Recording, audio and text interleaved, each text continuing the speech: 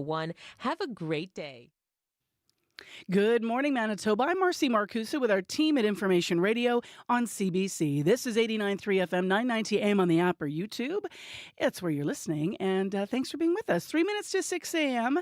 Today in Winnipeg, cloudy weather-wise and a high of 17 degrees. Well, let's say good morning to the team. Welcome back, Corey Funk. Corey's our show director and will be covering the commute on air.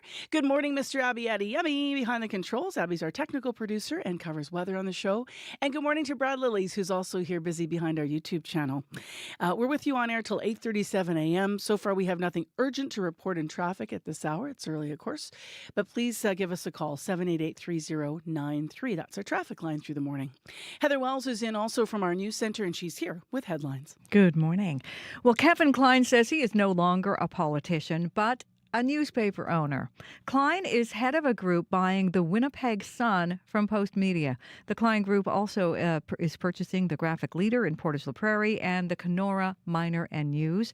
Klein, of course, a former PC MLA and cabinet minister. He says it's important for him to bring local ownership to newspapers, adding he's committed to providing quality local news. So we'll hear more about that and some reaction to it. As well, swapping out conventional French lessons for Michif French. Saint Laurent School in the Interlake has hired 2 Métis elders to teach Michif. Preserving the language is a big priority for many in Saint Laurent, as Statistics Canada calls Michif an endangered language. We'll hear more in our next local news at 6:30. All right, thank you, Heather. You're welcome. Well, this morning we have a very busy show. From the merman of northern Manitoba to fatal encampment fire in Winnipeg, very different stories. From the history of Roostertown to the complicated personal history of his grandfather. Neon Sinclair covers a lot of territory in his new book of essays. It's called Winnipeg. It is out today, and he will be in studio to talk all about it. Also in studio, it's Winnipeg Pride Week. So whether you want to march in the parade or party at the Forks with your community or raise awareness, there's something for everyone, and we'll hear about that when we have the main organizer in with us. A little bit later to serious matters, we're going to have a conversation, and it's part of an ongoing conversation we started on remote, actually, about safety and about Osborne Village. A man was seriously assaulted in Osborne Village recently. We're going to talk to the head of Sabe Peace Walkers about their work to help the neighborhood. So stay tuned. Right now, though, World Report. On Cue with Tom Power. Calgary's Jeff McFetridge is not a household name, but I bet you've come across his work. Maybe in a gallery, on your Apple Watch, on your Nike shoes. Jeff will tell you how he manages to find the balance between working with big brands and folks like the Beastie Boys and Sofia Coppola. If you don't believe in what you're doing, it's just too hard to do. That's coming up on Cue, followed by Commotion with Elamine Abdel Mahmoud on CBC Radio 1, the CBC Listen app, and everywhere you get your podcasts. This is World Report. Good morning. I'm Marcia Young. Today will be a historic day at the Ontario Legislature. For the first time, an MPP will ask a question in an Indigenous language. Sol Mamakwa represents Kiwetinoong in northwestern Ontario. He will deliver a 10-minute speech, then ask the lead question in question period. As Stephanie Skandaris tells us, his family and community from Kingfisher Lake First Nation will be watching. Saul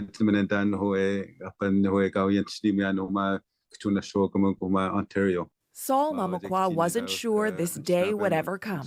I never thought I would actually be allowed to speak my language. That language is Anishinaabe, known in English as Oji Cree. It was the NDP legislator's first, but he was forbidden to speak it in residential school and later in the Ontario Legislature, which, unlike some other legislative assemblies like Nunavut in the Northwest Territories, only allowed English or French.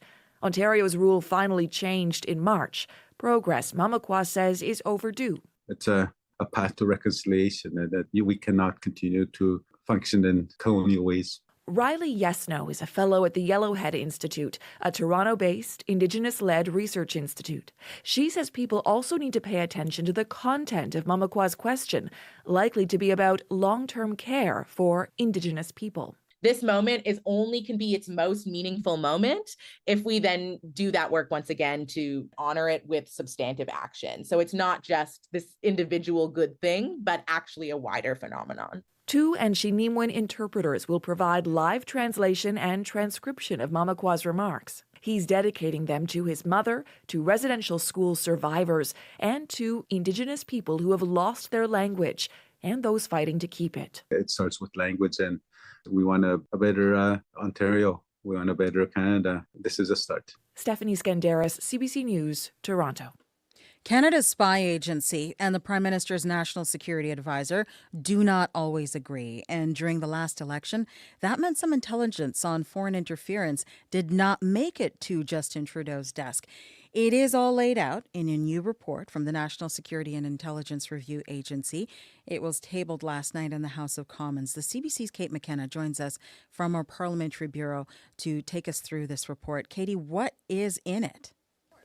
This report describes a black hole when it comes to the dissemination of intelligence, and it uses more strong words, calling the flow of foreign interference intelligence in 2021 a demonstrably unacceptable state of affairs.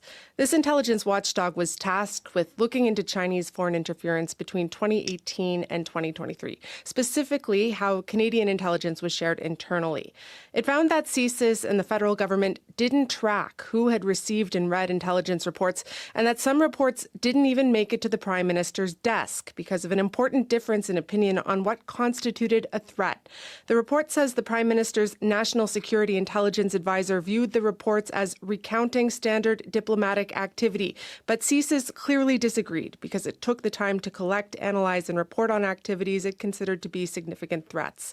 The report also found that CSIS was inconsistent in sharing its intelligence, noting the agency has struggled to figure out how to report it without being seen as interfering in elections.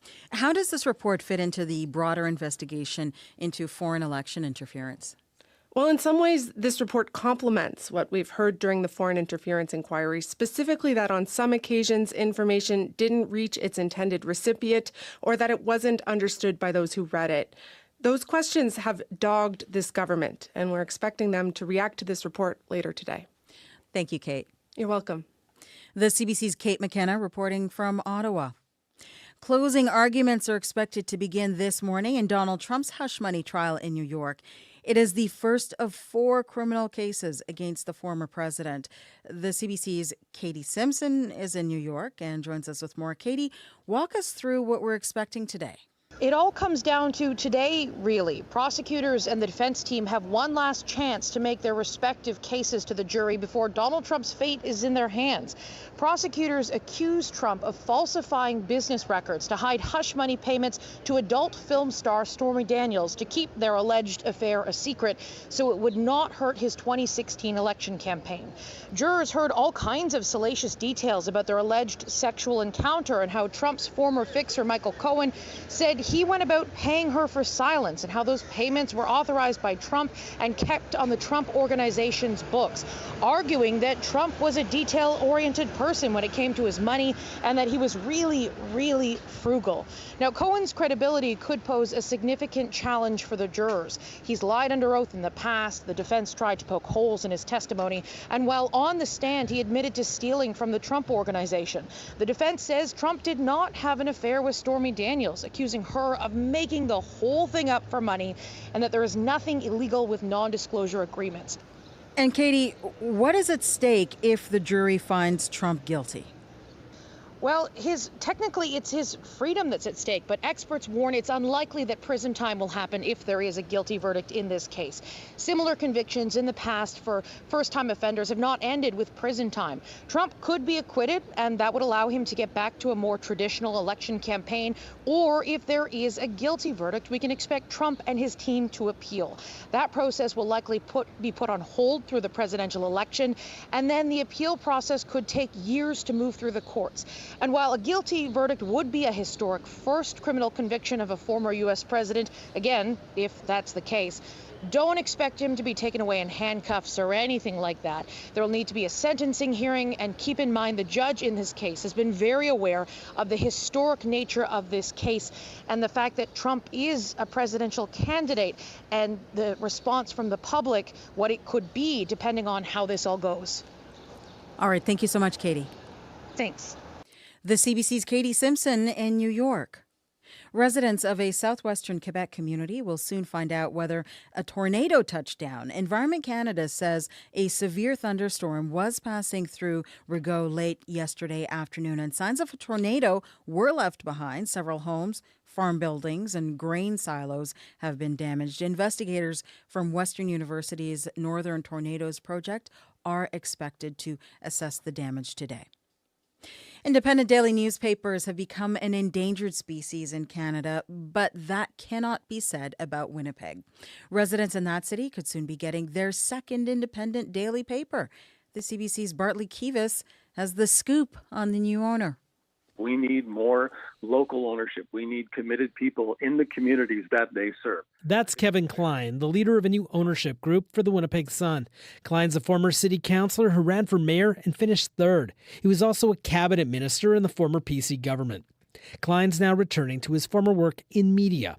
The Post media chain announced Monday it's selling the Winnipeg Sun to a company Klein runs, along with papers in Portage la Prairie, Manitoba, and Kenora, Ontario. I am dedicated 100% to making this successful.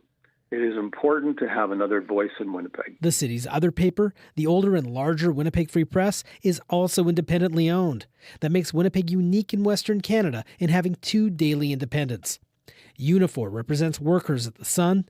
John Ridd speaks for the union. I'm hoping to see that the doors stay open, that our members are at least have some security going forward with their jobs, and that the newspaper stays alive. University of Winnipeg media professor Cecil Rosner, a former CBC managing editor, says not a lot of people are lining up to buy newspapers. The fact that there's a local group willing to run a newspaper, in one sense, is an interesting development, perhaps a positive development, as opposed to a hedge fund in the U.S. running a newspaper. Klein says after the sale closes, he plans on keeping existing Sun staff. They've been without a contract since 2022. Bartley Kivas, CBC News, Winnipeg. 2 members of Blue Rodeo are being inducted into the Canadian Songwriters Hall of Fame.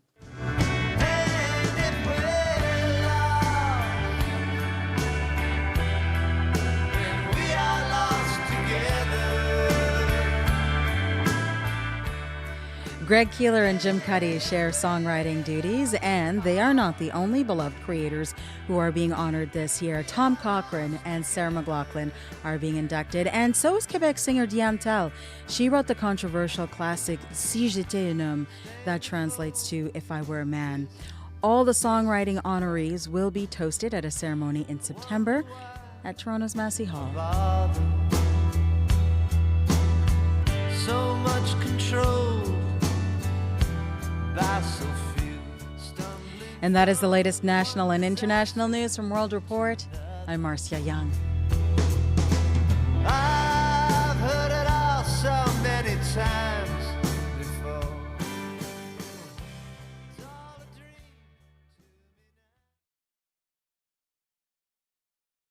Oh, sorry. Can't play part of Blue Rodeo and not the rest. We'll have to get that tune on. Good morning, everyone. I'm Marcy Marcusa. This is Information Radio. It's Tuesday. Thanks for spending some time in the morning show here on CBC. We're live in downtown Winnipeg. Corey Funk, Brad Lillies, Abby Adiyemi, and Heather Wells, our live team this morning. We'll go to Heather for headlines in a moment. I can tell you it is cloudy in Winnipeg, and Abby will have our forecast as well. Tell us what the rest of the day is going to bring. This hour on the program, we are going to talk to the World Health Organization, about the World Health Organization. They're holding its annual assembly this week in Geneva. Now, the focus is on preparing the world for the next global pandemic. So we'll get some analysis of that. Also this hour on the program, we will hear from a UN worker who witnessed the aftermath of the IDF strike that led to a fire in an encampment in Rafah. You might have heard part of that on World Report. We'll have more in a moment. First, though, as mentioned, here's Heather Wells with our news headlines. Good morning. Well, Bloodvein and Dauphin River First Nations have filed a lawsuit over that massive sewage leak in Winnipeg earlier this year. There are now 10 First Nations seeking billions in damages from the city, provincial, and federal governments. The sewage leak led to nearly 230 million litres of diluted sewage spilling into the Red River. Winnipeg Water and Waste Chair Brian Mays hopes this lawsuit motivates other levels of government to help help the city make upgrades to its sewer system. And Hudson Bay's polar bear population could spend more time on land this spring than ever before. A marine heat wave on the Atlantic Ocean could lead to Manitoba's northern port having one of the earliest ice-free dates on record. Fisheries and Oceans Canada says sea temperatures in the Arctic were 7 degrees above normal last summer. So we'll hear more on that coming up in our next local news at 6:30. It's interesting, Heather. I was reading a bit about that, and I'm thinking, what is it going to mean for polar bears? Yes, but also for marine wildlife in the bay. Yeah. There's already a whole bunch of whales there, but they have wildflower season rather, and all kinds of different things could be affected by the warming temperatures and climate. But it will mean a very different place for the people that live there year round, but also for tourism. It could open up different opportunities potentially too, right? So quickly. It's changing so fast. I know. All right, thank you. You're welcome. So we'll hear more details, as Heather said in her news at 6:30. Right now, we need details on the weather. And the man with the plan and the deets is Mr. Abby Adeyemi. Hi. Good morning. Yes, the forecast for today calls for clouds, and then we're going to have some clearing later this afternoon. Right now in Winnipeg, it is 9 degrees. Today, we're going to start off cloudy, as mentioned, but then it's going to be clearing up as we get into the afternoon period, and we will see some winds coming from the north, becoming lighter as the day progresses. A high for today is a 17. Now, tonight we should expect more clear skies and then some fog patches developing before tomorrow morning, and the temperature is going to be dropping down to around 6 degrees. But for today, it's going to be cloudy, and then it's going to clear up, and we're going to see some sunny breaks somewhere in between, and we're heading to a high of 17. All right, thanks, Abby. You're welcome. Corey Funk, welcome back.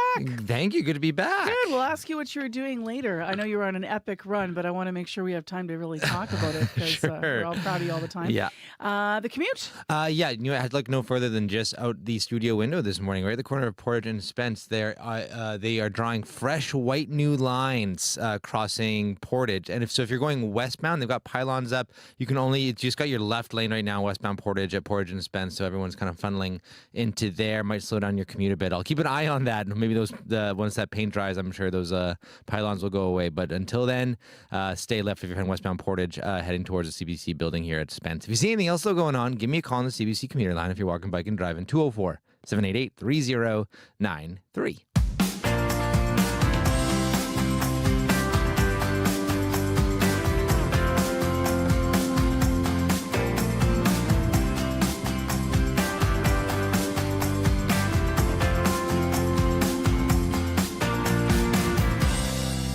Well, developing news this morning that we'll get more analysis of as the program continues. Norway, Ireland, and Spain have said now they would recognize a Palestinian state, a historic but largely symbolic move that further deepens Israel's isolation more than 7 months now into its grinding war against Hamas in Gaza. Also, as you may have heard on World Report, dozens of people, including women and children, are dead following an Israeli airstrike on a tent camp in Rafah. Now, that's according to Palestinian health officials. Sam Rose is the director of planning for the United Nations Relief and Works Agency, or UNRWA, which is the main United Nations agency in Gaza. He was in conversation with CBC's David Cochrane on power and politics, and David started by asking Rose to describe what happened. Absolutely. I mean, what we understand is that there were a series of strikes by Israel at about 9:30 last night on this tented camp. I heard them from where I am a couple of kilometers away, but it was only in the morning that we found out what had happened. Now, this is a tented camp in the vicinity of a large UNRWA installation. And what we understand is that the airstrikes have led to, I think we now estimate, or the Ministry of Health now estimates, 45 people have been killed and many more injured, predominantly women and children. And what we're hearing from people on the ground is that people died of the fire, and the fire, it's very windy right now in Gaza across the Middle East, but people also were died from shrapnel wounds and from munition injuries. Certainly the people reports being taken to hospitals were suffering from burns, but also from very bad shrapnel wounds. So it seems to have been a mixture of the two that led to such a high number of deaths. But of course, deaths of this magnitude are inevitable when there are strikes on an overcrowded, cramped, tented camp, which is essentially what happened.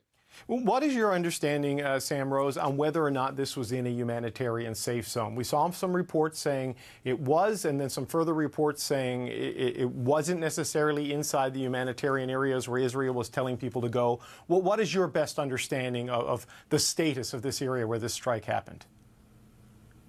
My understanding is that it's not in a declared safe zone by Israel, but nor is it in an evacuation area. And David, I don't know if you've tried or if your colleagues have tried, but it's very difficult to decipher these maps to understand what is where and which areas fit in which zones. And I say that as a privileged member of the international community who has access to fast internet. Certainly people living in tents have no ability whatsoever to ascertain this, but it was not, categorically was not in an evacuation zone. And this is an area where people have been forced to flee to, have been told is safe by the Israeli authorities. So no reason for them not to be in this area. Okay, and what is your understanding in terms of how exactly it happened? Because Israel says it was targeting a Hamas outposts of some sort, targeting two Hamas leaders there. And there are some unnamed Israeli officials quoted in places like the New York Times saying that the attack ignited flammable substances of some sort there, and that's what caused this conflagration that went through the tent city and killed a lot of people. What is your understanding of exactly how it played out? I mean, I can't say how exactly it played out, but you don't have to be a military expert to understand that if you drop missiles in an area such as this, there will be multitudes of civilian casualties. This is what we have sadly warned of throughout the conflict. It gives us no pleasure to say we've been proven right, but regardless of what they say and who they were targeting, it's led to untold numbers of civilian casualties, largely women and children who in no way deserve this. And these are already vulnerable, extremely vulnerable populations who've witnessed the most indescribable brutality over the past 7 or 8 months. It was just a few days ago that the International Court of Justice ordered Israel to halt its operations in Rafah. Israel didn't do that. Do you think they're going to stop now? Do you think there will be a compliance with the ICJ order? It seems as though, based on the events of the past 24 hours, that I don't know if this outcome will change the trajectory of their actions, but it seems as if Israel is determined to keep pressing. How do you view it right now, Sam? I mean, it certainly feels that way. It feels like we continue to plumb new depths in this conflict, and it really requires the pressure of the member states who are able to influence the parties to the conflict to put on enough pressure and put an end to this war. It's already far too late for the 36,000 people who have died and the tens and tens of thousands of people who suffered lifelong injuries. We hope, but the past 8 months has told us that there are a few reasons to be optimistic that it will come to an end anytime soon. But we hope that this is enough of a wake-up call to the international community. If not, we'll just see more and more events of this nature, and the population will get closer and closer to an abyss. That was Sam Rose in conversation with CBC's David Cochrane on power in politics. Sam Rose is Director of Planning for the United Nations Relief and Works Agency. He is in Rafah, and as mentioned, I was in conversation with CBC yesterday. Now, the development this morning that also happened yesterday, but there's analysis on World Report today, is that Norway, Ireland, and Spain have now said they would recognize a Palestinian state. So more still ahead throughout the program. On the topics that matter, your voice should be heard. I'm really concerned. And I'm not really happy about that. Radio Noon is where you can voice your take.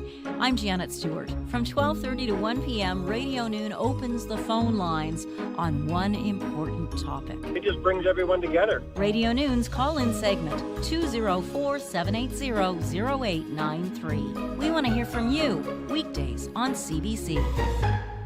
6:21 the time right now, 9 degrees and mostly cloudy. Well, the World Health Organization's annual meeting is underway this week in Geneva, and topping the agenda in the wake of COVID-19 is improving global readiness for the next pandemic. Efforts to draft a pandemic treaty stalled late last week, but still the WHO's Director General says he's confident they will eventually reach a deal. To talk about it, Colin Furness is with us, epidemiologist and associate professor at the University of Toronto. Good morning. Good morning. What would a pandemic treaty do? Like, what exactly is it anyway? Treaty is a weird word. I think grand plan is probably more straightforward, but by whatever name, it's intended to help improve our collective response, our collective global response to the next pandemic. So that has to do with information sharing, it has to do with resource allocation, production of PPE, distribution of vaccines, all the sorts of things where we struggled during the horrible years of the pandemic to be able to do effectively. Why weren't negotiators able to come up with a draft agreement last week?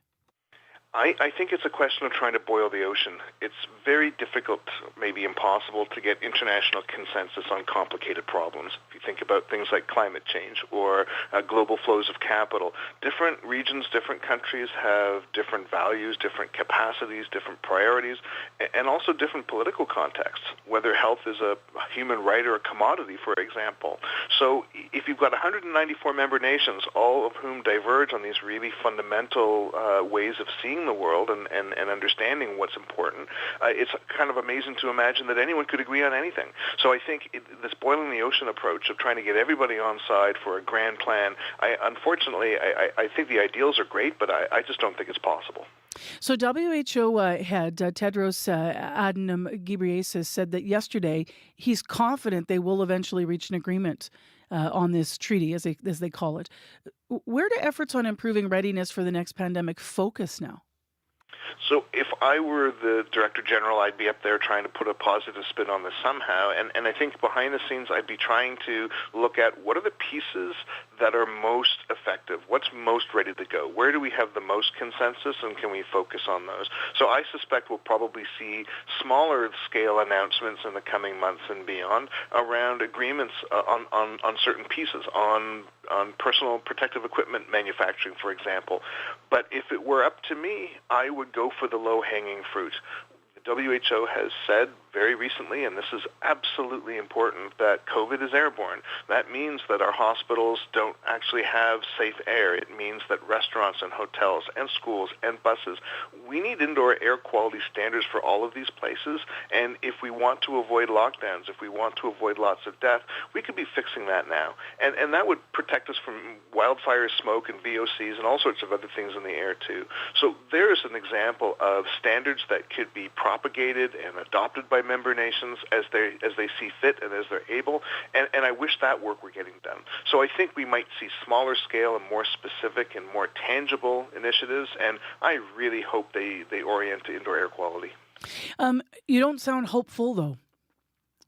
Again, when you're trying to boil the ocean, you should lower your expectations, and so I have lowered my expectations. The WHO does great work when it's tangible, specific, and local, and when they try and get the whole world working together on something complicated, the track record is poor.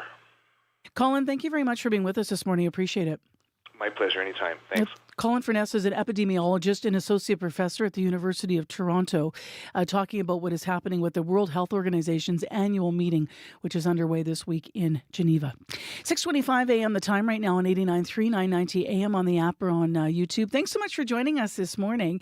Well, at the end of World Report, you might have heard a story and some music, and you heard me maybe musing that, I wish we could hear the whole tune. Well, we can. It was music from Blue Rodeo. Two members of Blue Rodeo are being inducted into the Canadian Songwriters Hall of Fame. Blue Rodeo's on the bill to come to the Burt Block Party. You might know this summer. There's going to be a huge block party at the Burt downtown out in the open. I have tickets. I should know where it is. But we did pull the tune. So here is the rest of Lost Together.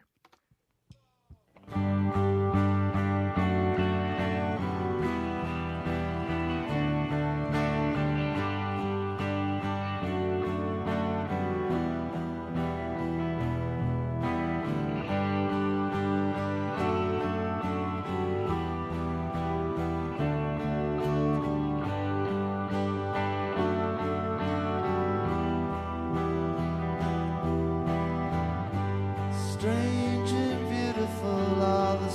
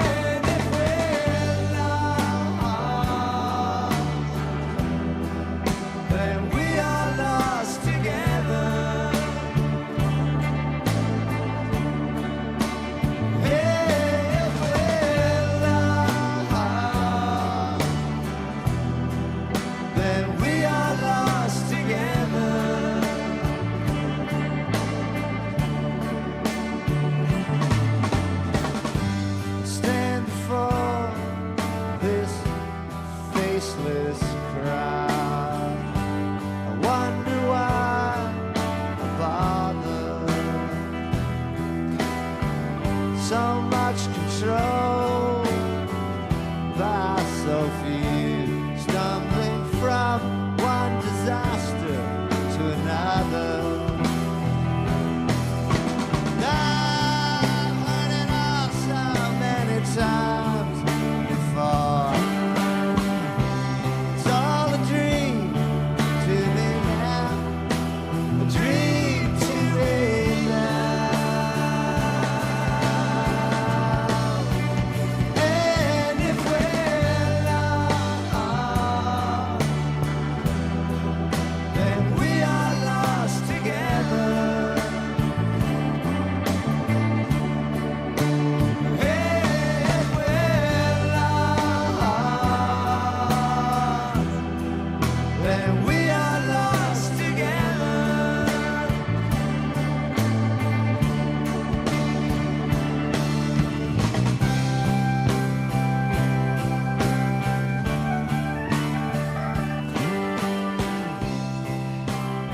Blue Rodeo and Lost Together, a live version. They're going to be here live at the Burt Block Party in Winnipeg, August 22nd. But the reason for playing them this morning is because two of them are being honored as songwriters, two members of Blue Rodeo.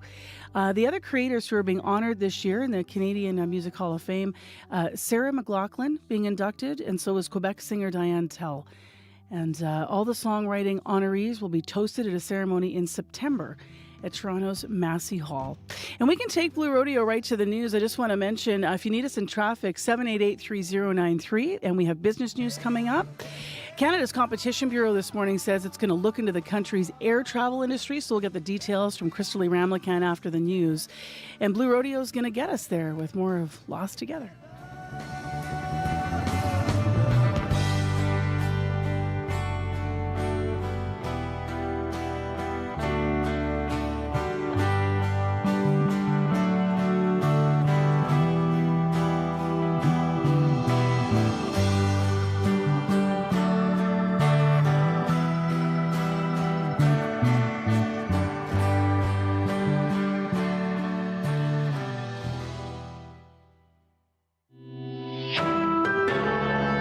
This is CBC News. Good morning. I'm Heather Wells in Winnipeg. At 6:30, it is 9 degrees in downtown Winnipeg. We start Tuesday off with clouds, but clearing this afternoon and a high today of 17. Kevin Klein says he is no longer a politician, but a newspaper owner. Klein is head of a group buying the Winnipeg Sun from Post Media. The Klein Group is also purchasing the Graphic Leader in Portage Prairie and the Kenora Miner and News. Klein is a former Manitoba Progressive Conservative MLA and cabinet minister. Before entering politics, he was a publisher of the Winnipeg Sun. Klein says it's important for him to bring local ownership to the newspapers. Our commitment is to the community, not just Winnipeg, but Portage, Kenora, and to all of Manitoba. We want to provide quality local news. Cecil Rosner is a University of Winnipeg media professor and former CBC Manitoba managing editor. He has written about Canadian journalism. Rosner says not many people are interested in buying newspapers these days. The fact that there's a local group willing to run a newspaper, in one sense, is an interesting development, perhaps a positive development, as opposed to a hedge fund in the U.S. running a newspaper. But the fact that the ownership group is being led by a partisan politician raises some concerns for sure. Rosner says consumers of news should be aware of who owns media outlets. He says owners often have a say in various decisions like what the editorial pages say and which columnists are hired. Two more Manitoba First Nations have filed a lawsuit over a massive sewage leak in Winnipeg earlier this year. In February, nearly 230 million liters of diluted sewage spilled into the Red River. 8 First Nations downstream from the city filed a lawsuit last month seeking nearly $5 billion from the city, federal, and provincial governments. Now, Bloodvein and Dauphin River First Nations have added their names to those seeking damages. Roland Hamilton is the chief at Bloodvein. It's only fair that we put in a claim also, as we are part of one of the communities, and that's right alongside Lake Winnipeg here. We live off Lake Winnipeg for fishing. A spokesperson for the city tells CBC they are reviewing the latest lawsuit and had no further comment. St. Laurent School in the Interlake is taking a bold approach to teaching a second language. It has stopped giving students French lessons. Instead, is teaching them Michif. CBC's Emily Brass visited the classroom. What is your name? Comment tu t'appelles?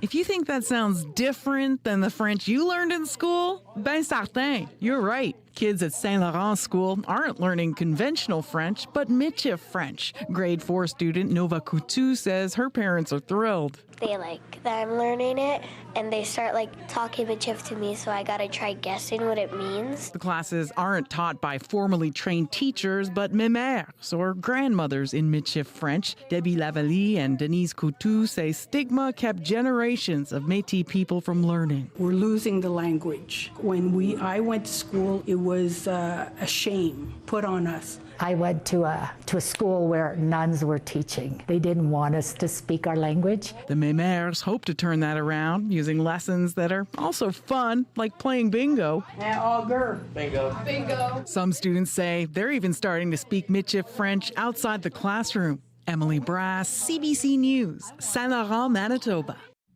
From Saint Laurent to Madrid in Spain. El reconocimiento oficial del Estado de Palestina. Spanish Prime Minister Pedro Sanchez says his cabinet will recognize a Palestinian state at a meeting this morning.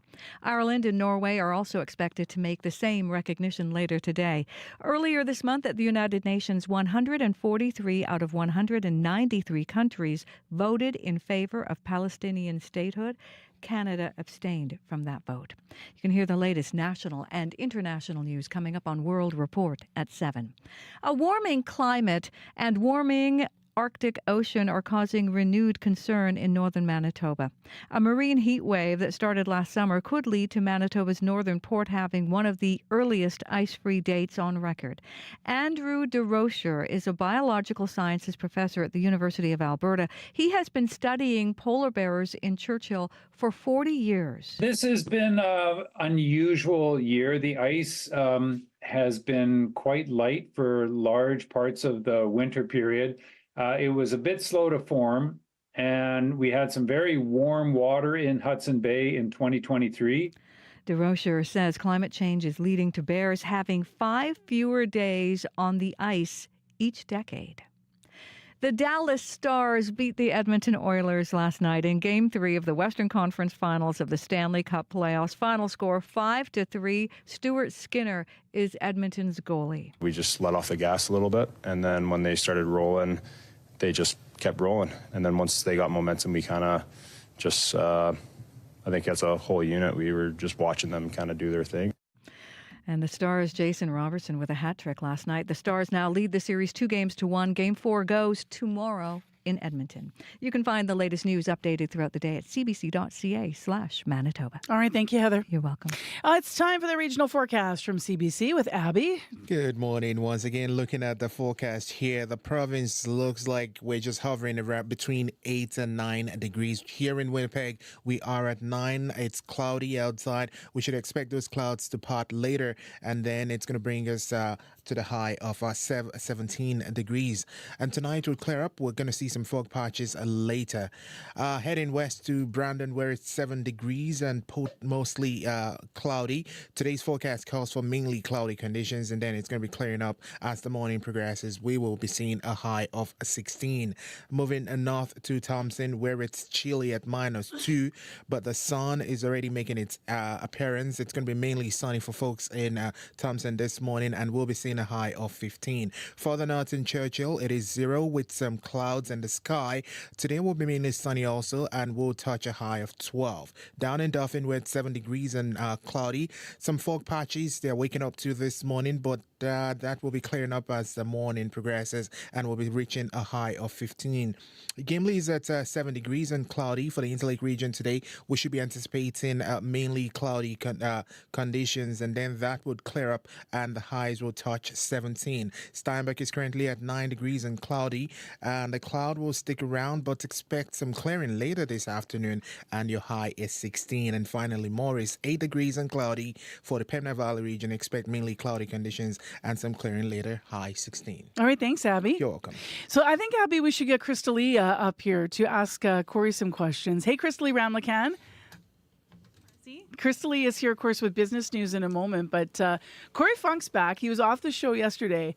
I don't know if you know this. Ask Corey how far he ran on the weekend. Go for it. Go for it. Oh, my goodness. Corey, how far did you run on the weekend? 50 kilometers. Oh, my goodness. Through the Whiteshell. Right? Yeah. Yeah. He's all cash Wow. about it with us now because we talk about it a lot. He likes to do long distance running. He's like, yeah, 50K. Did you hear him say 50? just 50K? Like, seriously, I know. Curry? Were you in a race or I just was. on your own? Yeah, it was a race in the Whiteshell. You're at Manitoba, so that rugged, kind of rocky, up and down Whiteshell area called the Suffron Centennial. And it's tough too because I'm 50K, but when you're running, there's always people that are way more hardcore than you. There's a 100K option that I did not do, and a bunch of people did the 100K. So wild. How long did that take you?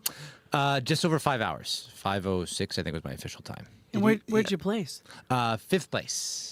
Yeah, did that it. is I did it. amazing. Yeah. Right? Yeah. Only minor injuries at the end of it. There, I set you up to do my job for me, Crystalie. Yeah, I will exactly. actually ask you about business in a second. So. Do you have anything to say about traffic? Yeah, actually, there's one thing to say. Actually, it's right outside of our building here on Portage and Spence. They're painting brand new lines outside. They're kind of moving cones around, so I've been just watching out the window to see what they're doing. Now, if you're going east or west, the advice is stay right now because they blocked the left lane just to paint that final last bit, though. So if you're going eastbound, westbound Portage, oh, the pylons are gone now. Thanks, Abby. They're actually moving now. Things are changing really quickly outside of here. So keep an eye out if you are heading towards Spence. Either way on Portage, might be having to go into one lane. It might be gone by the time you get here too. So it's up there. 204-788-3093 if you see anything else. All right, thanks, Corey. Thank you. And congrats again. Oh, thanks. It was fun. Hobble back to the control room. Will do. I'm It'll just take me 10 kidding. minutes. He's walking fine. All right, Crystalie, Canada's Competition Bureau says it's going to look into the country's air travel industry. In what way? What are the details of this? Well, first of all, it's looking for input from Canadians, so us, as it prepares to study the market in the coming months. And it's looking for public comment on the scope of the study. Now, the agency says it's investigating because domestic airfare appears to be relatively high and because Canadians are filing more complaints about air travel recently.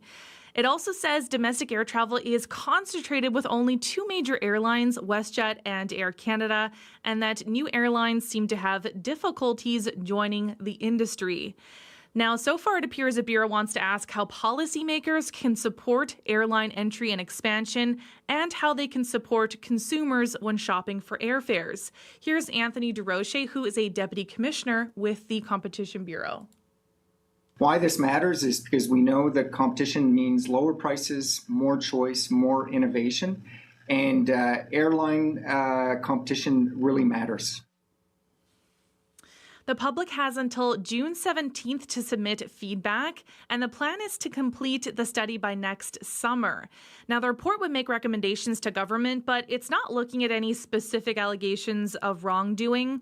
WestJet says air travel is essential to our country, and it welcomes interest from all groups with regards to the study. And Air Canada says it could not comment directly on the announcement as it is reviewing the draft of the study right now. To your next story, it's still about the air industry. You have news about a class action suit against Bombardier. Yes, so a Quebec judge is authorizing class action from shareholders over claims the plane maker presented a false picture of its financial situation in 2018, which was a turbulent year for the company. Now, the lawsuit alleges Bombardier failed to make timely disclosures of key facts around the company's financial forecast. The class action concerns investors who bought stock between August 2nd and November 8th of 2018. So in the months leading up to November 8th, the Montreal-based company said it was on track to achieve financial goals linked to its restructuring. But in its third quarter results, Bombardier announced it would cut 5,000 jobs and sell off 2 units. And stock tumbled 23%. Now, Bombardier, which has since reinvented itself as mostly a business jet manufacturer, says it may appeal the authorization by the court, which has not yet heard or ruled on these allegations. And you actually also have some insight this morning into how people are feeling about the future of travel.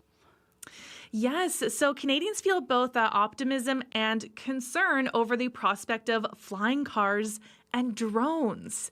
So that's according to a new report from Léger commissioned by Transport Canada.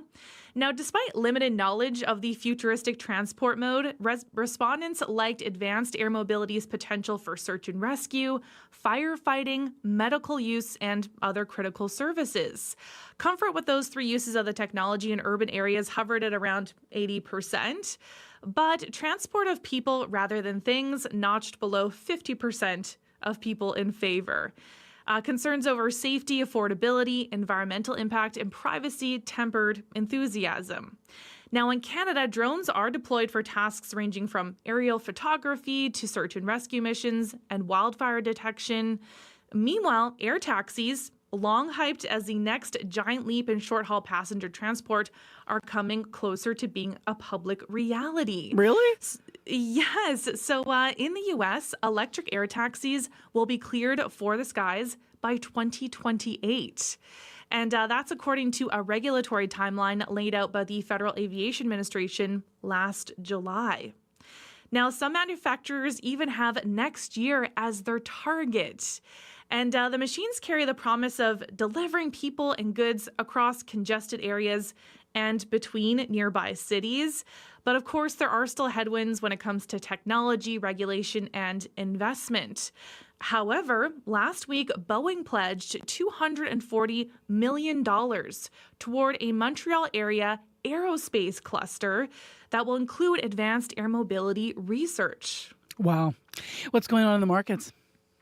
In Europe, markets turned slightly higher following a quiet previous session. Germany is up, the UK and France are both down. In Asia, markets are mostly lower as investors assess comments from European Central Bank officials, signaling rate cuts may be on the horizon for the world's largest economic bloc. So Japan, Shanghai, and Hong Kong are all down. Oil is up $1.16 to $78.88 US per barrel. Gold is up $10.80 to $2,345 US per ounce. And the dollar is up 0.05 of a cent to 73.4 cents US. All right, Christy Ramlichan, we'll talk to you tomorrow. Okay, thanks, Marcy. Christy Ramlichan, part of our live morning show team, joins us every morning at this time with business news.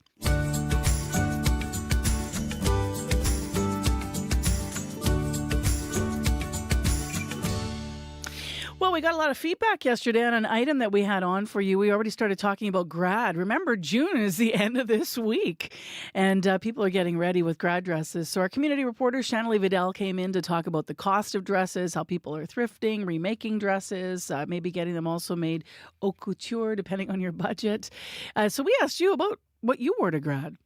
Diane Lindbergh talking about graduation dresses, and it just brings a lot of memories back. When I was 19, I graduated, and I went to Clifford's on Selkirk Avenue, right by Salter Street, and picked out this beautiful lime green with a mandarin collar, sleeveless chiffon dress for my graduation, and it was just beautiful. And unfortunately, I don't have any pictures because nobody was there. You know, looking at how much people pay for dresses now and how stylish they want them to be, it's fantastic how much they pay for them. And for my daughter, she graduated in '89 from Daniel Mack, and I made her graduation dress. It was a beautiful royal blue, and it took me 3 patterns to get the style that she wanted with a flounce and, different things. So, brought back a lot of memories. Hi, it's Chris Templin, and the story had to do with grad dresses. So 50 years ago, I was graduating from high school, and I had really admired the dress my sister wore for my brother's wedding the previous year, and not a bridesmaid's dress, just she was at the wedding in this halter top dress, kind of a blue jersey thing, and it had a little jacket, a little short jacket. I liked it a lot, and I was hoping to wear it at my grad. But she sent it in the mail, And in those days, it wasn't unusual for the mail to not arrive. It would get lost, or there was a strike or a slowdown, or anyway, the dress didn't get there, not nearly in time, and like months later, and that was that. I had to wear the bridesmaid's dress that I had worn at my brother's wedding, and it wasn't a dress that I particularly cared for. Plus, another girl at the grad was wearing the same dress. That's my story. Thanks. Hi, my name is Holly Rafferty from Niverville, Manitoba. I graduated many years ago. Felt that I was a reasonable sewer at the time, so I was, plan among many others to sew my grad gown. And so after looking for a while, we found a sea green brocade, and it was backless with a strap that went around the back of my neck. It was sort of an A-line, and it's hanging around somewhere. I never quite had the heart to throw it away. And then I made a little, I think they would call a bolero top out of a white knit, to go on top of it. So I would wear that most of the time, but I thought if it gets hot, and we did have a grad dance, I would be able to slip off the bolero and still enjoy the evening. Okay, that's my story. Bye-bye. I love that people remember so vividly what they wore to grad. So the dresses, the suits, did you have things made? How did you alter them? What were your hopes? It is something you just remember. Abby and I were talking about this off air a little bit. Do you remember your grad in Nigeria? Yeah, I had something called the dashiki. It's this very heavy material. It's super heavy, lots of designs on it. I felt so good. It's green, but I was walking more like a robot because it's so heavy. You needed like your whole body weight to keep it up. It was so stiff. It was stiff and heavy. You'll have to bring in pictures for I us. will. It's grad season. If you want to talk about fashion, you can always give us a call, 788-3205. Thanks so much for the calls we got. We carry a world of information in our pockets because we want to know. Breaking news that shapes our world. Staying on top of stories around the globe. And connected close to home. It's news you can trust. Delivered when you want and where you want on Canada's News app. Now with CBC Radio 1, local and live. Download the CBC News app for free. Mostly cloudy in Winnipeg. It's 9 degrees. It's mostly cloudy also in Brandon. It's 7, and Thompson is partly cloudy and -2.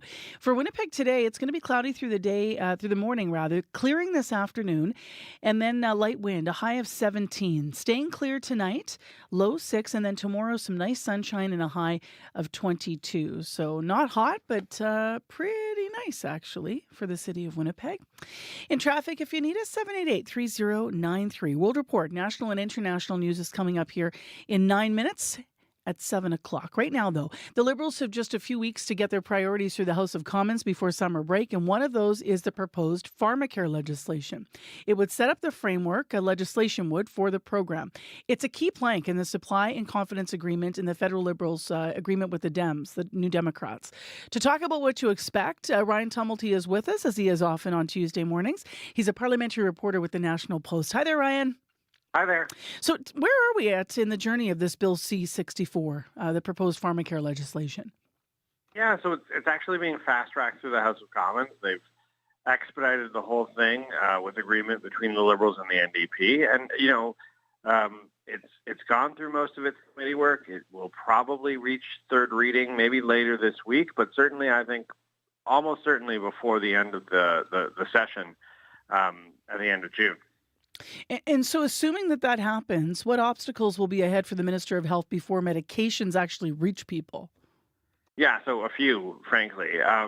This bill really, once it passes, what it does is it authorizes the health minister to go out to the provinces and negotiate pharmacare deals. sort of deals with each provincial government over how to take federal money and turn it into coverage for people there.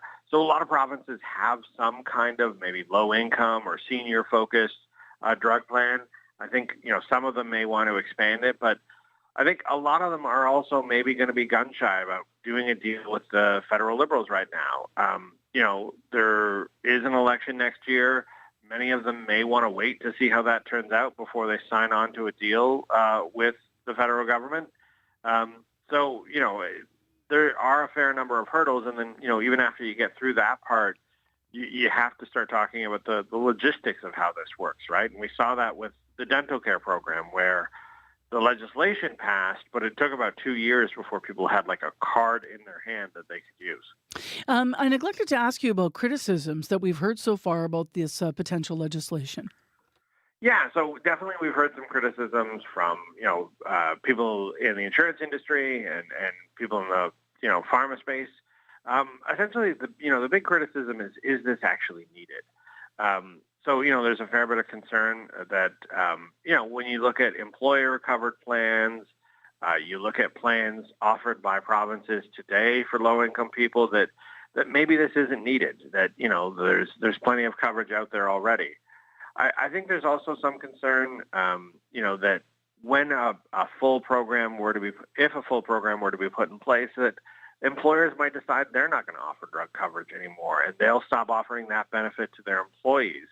And so there's a fair bit of concern that, this isn't needed and could make the situation worse. There are some highlighted pharmaceuticals, like birth control and diabetes medications. When can Canadians expect to see those medications available through the program? Do we have a sense of that? I think a lot depends, obviously, on those negotiations with the provinces. I think the Liberals and the NDP are very much eager for this to be a program that is up and running by next year. Because right now, when the Conservative leader gets asked, would he keep the Pharmacare program in place, he sort of, sarcastically says, well, what program? Because as far as he's concerned, this is just a program on paper right now, which of course is true. But I think, when they're facing voters, I think the Liberals are eager for the Conservatives to have to say, you know what, we would kill that program and we would kill the coverage that it is currently providing, because that is a different political discussion. What do you think about the eventual expansion to include other medications? Yeah, I think that is a long way away. I think that will definitely depend on the outcome of next year's election. And it's expensive. There are a bunch of different estimates about this, but I've seen numbers as high as $14 billion a year to offer full Pharmacare coverage for Canadians. That also would come with some savings because you would have, people who don't take their medication right now and end up with more difficult, more costly medical conditions. You could theoretically avoid all of that. But it's still, expensive. It's not budgeted for. So I think, there's probably some interest in the Liberals, definitely some interest in the NDP about a broader program like that. But it's not something that I necessarily see, for example, a Conservative government doing. Thank you for this, Ryan. Appreciate it. No problem. Ryan Tumulty is a parliamentary reporter with the National Post. It's 4 minutes to 7 o'clock. Heather will be in a minute with our morning headlines. There's an interesting thing going on. If you're watching us on YouTube, you might see us sort of peeking outside the blinds to look outside, and it might look like we don't want to be part of the community. It's like we're in here and enclosed in our CBC studio. But I'll tell you what, obviously we have blinds down because we're on YouTube and we're on TV, so we have the proper lighting condition. But there's a whole bunch of other things against us. They're doing some roof work, so there's all this scaffolding stuff built along our windows to sort of work on the CBC building. And then on the other side of our building, that's the Portage Avenue side that I look out of our studios here at Portage and Spence. But on Spence Street side, there's still sort of some work done there that is also blocking the windows. because you might know that a vehicle rammed into the CBC building last week in an incident of a stolen vehicle, police say. So we just we're up against it to look outside and see you. But we are still connected, we promise. Now, I can see a sliver of the sky still above Avi's head through the window where it's clear. And I can tell you that the sky is clearing. And so that's going to be really nice today. If we get a clear sky by this afternoon, a high of 17, a fully clear sky. And then it's going to stay clear overnight and be nice and sunny tomorrow. Temperature today is a 17-degree high. And it's the first day in many, many days where I don't have a chance of showers to tell you about. So that's what we're looking at for our forecast. If you need us in traffic, 788-3093 is where you can update the commuter line. As we've been telling you, there's some crews out working on painting the lines in the roadways, so just watch for them. Otherwise, you should have a pretty decent drive, according to what's been set up so far. We will tell you more about what's coming up in the next hour of the program after we hear from Heather Wells with our CBC Manitoba News headlines. Good morning. Well, Bloodvein and Dauphin River First Nations have filed a lawsuit over a massive sewage leak in Winnipeg earlier this year. There are now 10 First Nations seeking billions of dollars in damages from the city, provincial and federal governments. That sewage leak led to nearly 230 million litres of diluted sewage spilling into the Red River. Well, swapping out conventional French lessons for Michif French, that's what's happening at Saint Laurent School in the Interlake. Preserving Michif is a big priority for many in that community. We'll hear more in our next local news at 7:30. All right, thanks, Heather. You're welcome. Well, there are issues, speaking of the rain that we've had, with playing soccer. A lot of the fields have been frankly unplayable. What does that mean for postponing games, moving things around, trying to get the season in, when you consider there's 110 games or more played daily in our community? So we'll find out more as we talk to the Manitoba Soccer Association, its executive director, in the next hour of the show. In addition, in the next hour, we're going to talk to the executive director of Pride Winnipeg. It is Pride Week, the big parade coming up on Sunday. All kinds of events, though, all over the community where you can hear how you can take part in Pride this year, so stay tuned for that. And an author who says, quote, "We hate Winnipeg, but no one else is allowed to hate Winnipeg," end quote. Rings true with me. We always defend our home, right? But we can be really critical as well. Neon Sinclair's book of essays is about his real-life love of the city and our problems and solutions as we walk together toward reconciliation. It's called Winnipeg, Visions of Canada from an Indigenous Centre, and it's out today. Neon Sinclair's going to be in studio to talk about it. Stay with us. That's all still ahead. World Report, though, is first.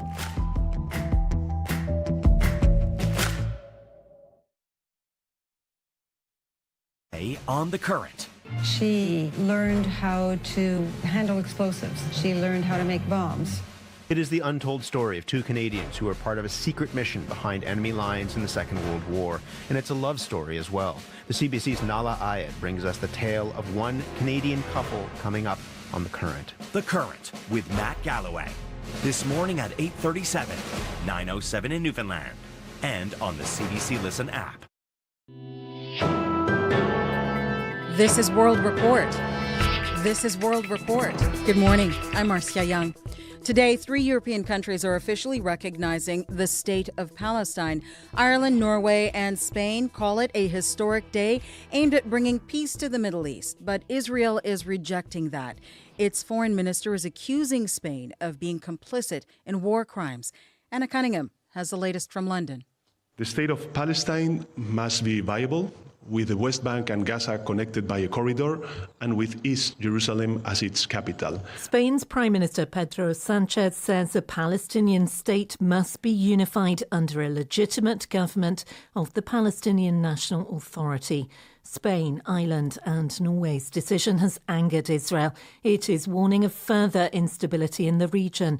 But Ireland's Foreign Minister Micheál Martin says they hope for an accelerated ceasefire in Israel's war against Hamas in Gaza. There can be no military solution to this conflict. Hamas and the Palestinian Authority have welcomed the recognition. Israel's Prime Minister Benjamin Netanyahu says it only rewards terrorism. Norway's Foreign Minister Espen Barth Eide hopes other countries will now follow their lead. We know that a number of European countries are either on the way to do so or contemplating, and we hope they will follow suit. But the EU remains divided. France says now is not the right time. Germany rejected the move, and the UK is unlikely to make any major decision ahead of its general election next month. Anna Cunningham for CBC News, London. Reuters has spoken to witnesses who say Israeli tanks are now in the center of Rafah. This is the first time they have moved that deep into the city, and Israeli forces are still shelling southern Gaza with airstrikes and tank fire.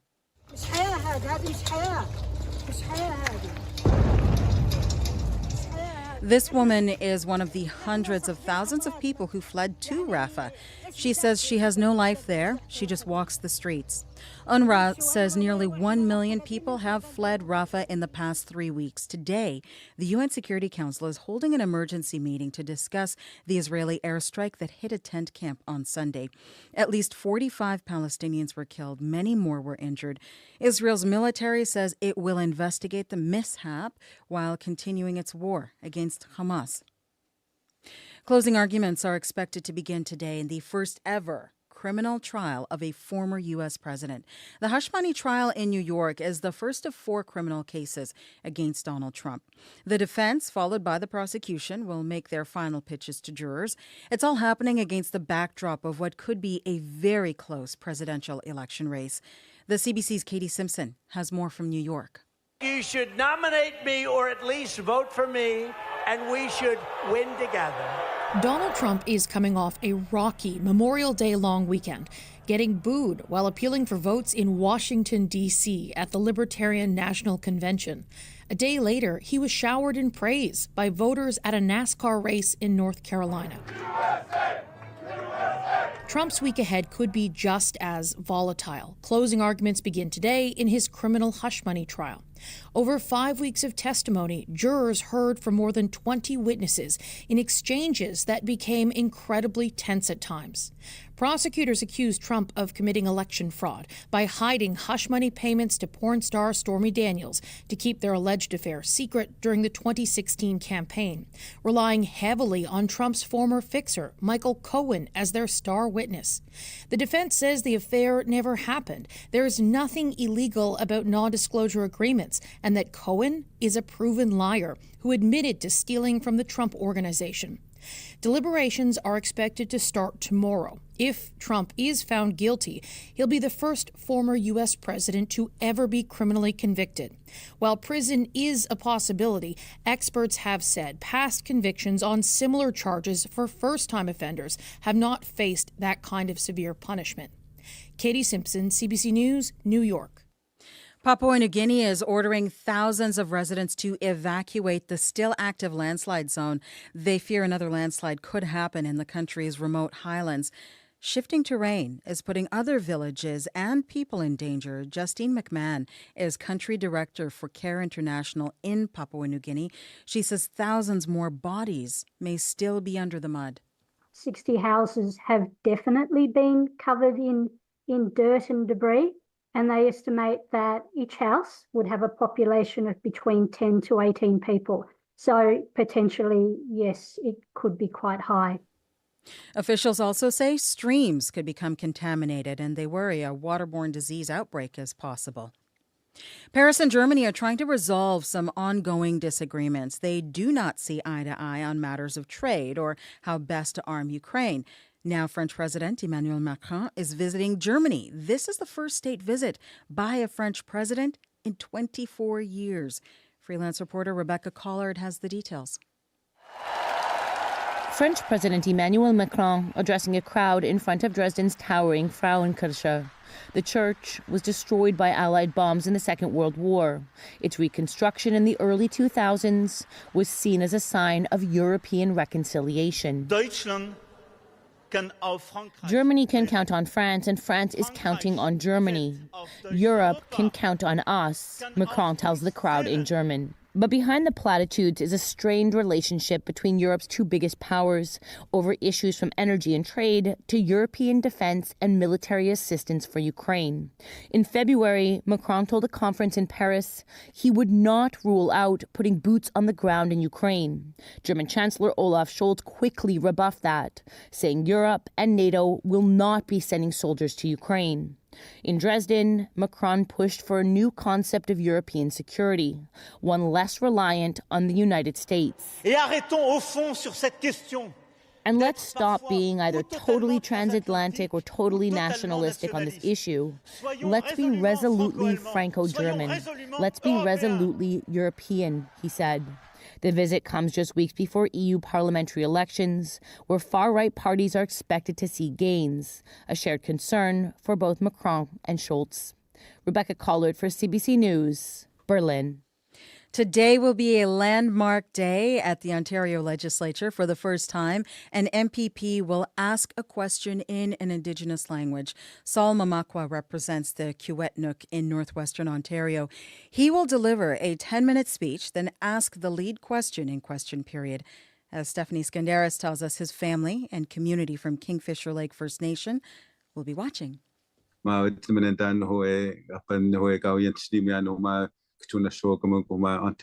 Saul Mamakwa wasn't sure this day would ever come. I never thought I would actually be allowed to speak my language. That language is Anishinaabe, known in English as Oji Cree. It was the NDP legislator's first, but he was forbidden to speak it in residential school and later in the Ontario legislature, which, unlike some other legislative assemblies like Nunavut in the Northwest Territories, only allowed English or French. Ontario's rule finally changed in March. Progress, Mamakwa says, is overdue. It's a path to reconciliation, and that we cannot continue to function in colonial ways. Riley Yesno is a fellow at the Yellowhead Institute, a Toronto-based, Indigenous-led research institute.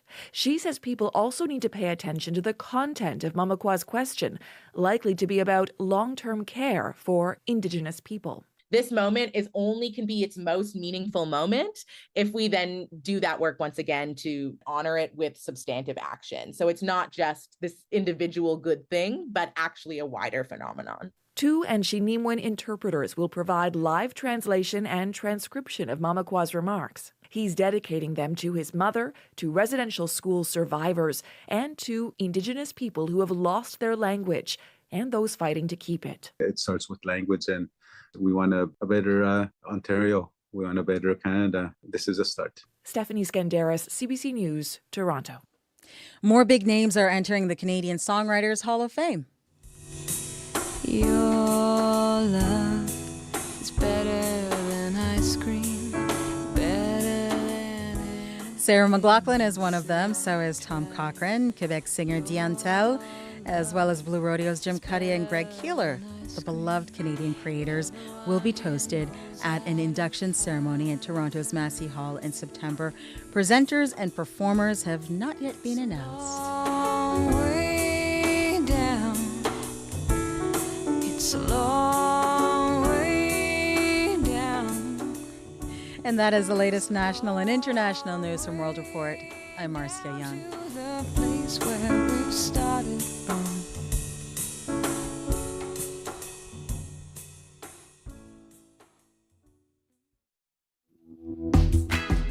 She did not disappoint in person. I saw her at Lilith Fair back in the day. Remember Lilith Fair? I was in Edmonton for that. But here at the Juno, she was very, very nice to everybody when she walked the red carpet. It's always nice when you like an artist like Sarah McLachlan, then in person they live up to seeming like a really nice person.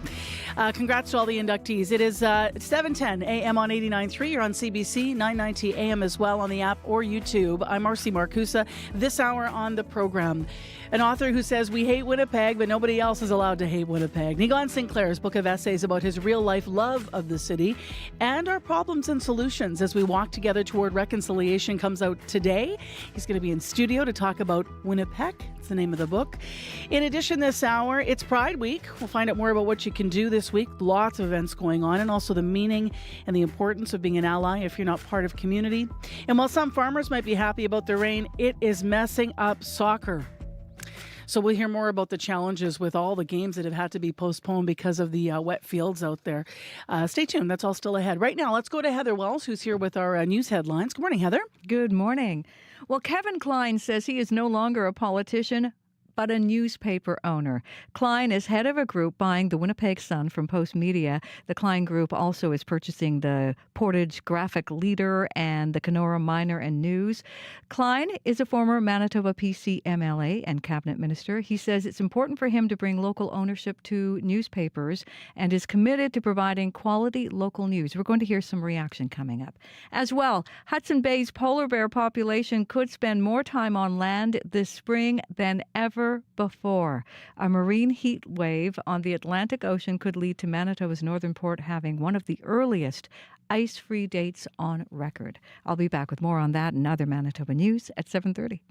Thank you, Heather. You're welcome. Let's get into what's happening in our forecast today. I can see some bright sky out there. It's long overdue. The sun is trying to make its appearance. That's what I can say. Right now in the city, it is 8 degrees. The day started off cloudy, but we will be seeing some clearing as we are seeing outside at the moment. Clearing this afternoon. Winds will be coming from the north and then becoming light later in the day, and we'll touch a high of 17.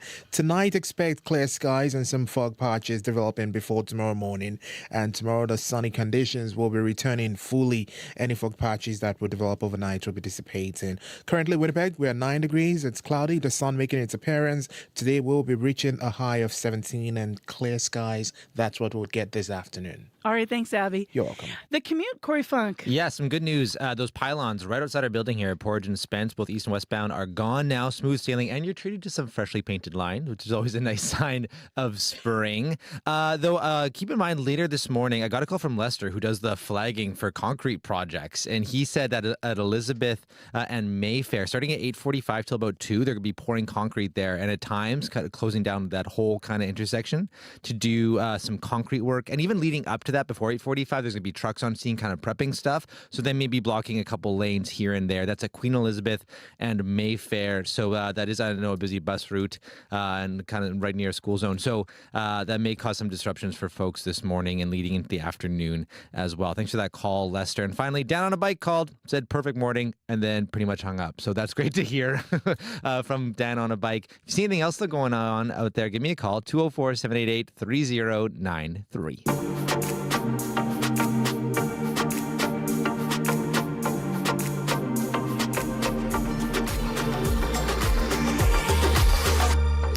Well, as I mentioned, today Neon Sinclair's new book called Winnipeg, Visions of Canada from an Indigenous Centre comes out.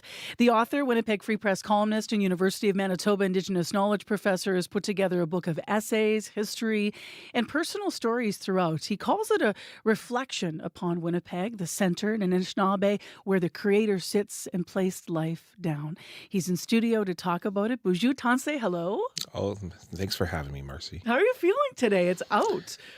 Yeah, it's been out. It's been a 5 to 6 year journey. Yeah. I've written about 600 columns for the Free Press, and about 4 years ago, Penguin came to me to put the few of them together, and so this is about 80 of those that are kind of over a 5-year span, thinking about the complexity that is our home. It's hard to know where to begin because you really do cover a range of everything here.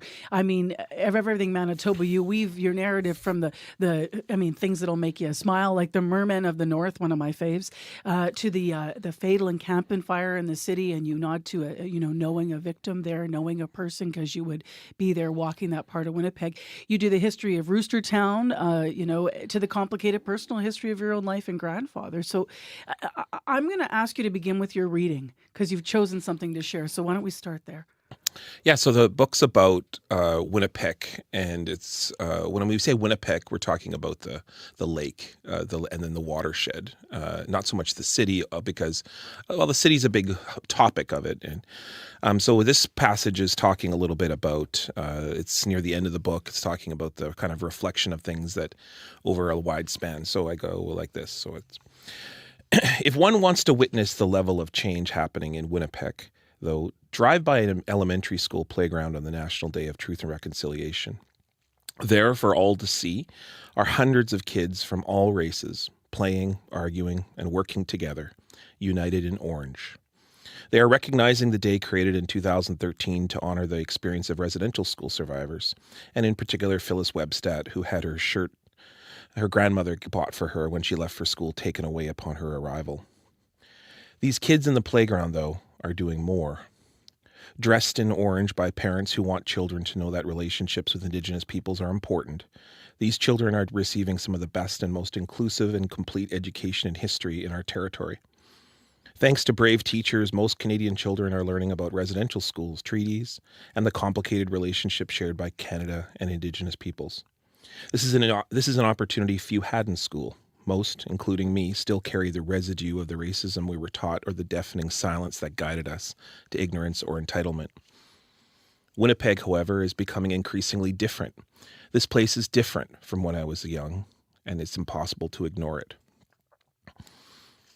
In 2022, for the National Day of Truth and Reconciliation, I worked with teachers from a Manitoba Hutterite colony. They asked for a workshop on Indigenous education so they could answer the questions Hutterite children have about their connections to Indigenous communities. Some told me they appreciated the ways Indigenous communities wanted autonomy from Canadian society and agreed that self-sufficiency is the key to linguistic and cultural survival. I left with 4 jars of jam, a basket full of vegetables, and a frozen chicken. That day, I also spent time with architects, lawyers, nonprofit leaders, and community volunteers, talking about Manitoba's demographics. I reminded them that 20% of the population is Indigenous here, and simply to be competitive, they need to hire and create workplaces welcoming to Indigenous employees. I trained new immigrants on how they are treaty people. I talked with a millionaire about $1 million donation he'll make to land-based programs so Indigenous and non-Indigenous children can work together. I visited with Indigenous residents of a tent city on the Red River and discussed how they can get free food and resources just down the street. I wrote about this day in a column, the piece you're reading right now, in fact. Anyone who reads my work knows I've never said our community is perfect or even close to it, but readers do know I am frank and uncomfortably blunt. So with all the bluntness I can muster, I say something special is happening in this place. You've done my job for me, and I kid you not. So of all the passages here, you can see my dog-eared copy and prep for our conversation. Guess where my white paper is? And where I underline is exactly what you chose to read. Oh.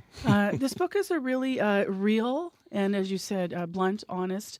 But I also left feeling, I felt good about Winnipeg. Oh, yeah. Like what I talk about Winnipeg is it's really ground zero for Canada's most important project, most important initiative, and most important pressing way that we're going to deal with the environmental crisis, the affordability crisis, and what I'll just refer to as escalating conflict in the country, because everything starts with Indigenous communities and the relationships that newcomers, now Canadians, have with Indigenous people. This is the first place after Confederation.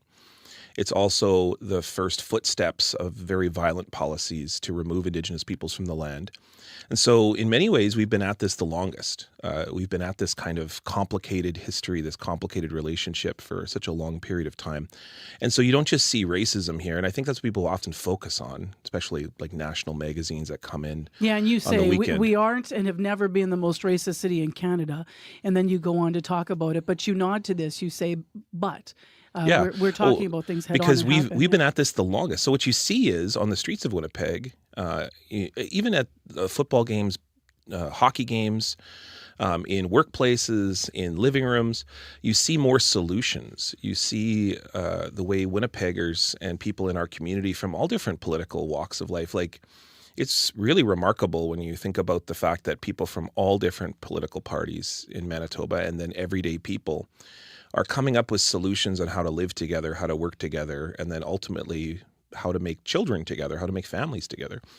And so this place is, and really indemnified in my own family, and I talk about that. I even talk about becoming the father of Jesus in a Christmas pageant up in Ashern, Manitoba, way back in the 1980s.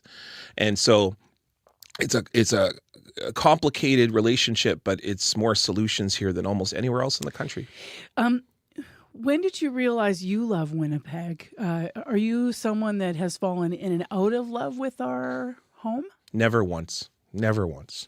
I think, I think about how many mornings you and I have been together talking about the different things that have happened in the city and the And even events. behind the scenes, right, where it's like how to navigate this, what to be said about this, what's happening out there. I mean, it's lots of conversations on and off the air over lots of years. Many, many times. And, a lot of times you and I, when we sat here in the morning time or talked over coffee or whatever, it's been about some pretty horrific things. It's been about the murder of Tina Fontaine. It's been about the situation, a horrendous situation involving landfills and women's bodies in landfills, as well as the murder of Colton Bushy. I mean, it's hard to feel good. I could just talk about these things endlessly and all the different things that we've talked about over the years. But in every moment, in every single instance, and I particularly saw this when I was doing a much more frontline of my activism back in the 7-8 years ago, you'd see this beautiful ceremony take place downtown with remarkable Indigenous elders who are talking about love and kindness and remembering. And then at the same time, you see this huge crowd of non-Indigenous peoples or Canadians who are coming from all walks of life. They're newcomers, people who have been here just for a few weeks, and then people who have been here for 7-8 generations, of talking about what does it mean to now try to move forward when a premier says terribly racist things about Indigenous people. And what do we do about the horrendous issue of poverty in the downtown, and that we all have to inherit that. But people are navigating together. That growth is something that has been sort of, you've had a front row seat to, as have I. I grew up in Selkirk, and so just north of Winnipeg.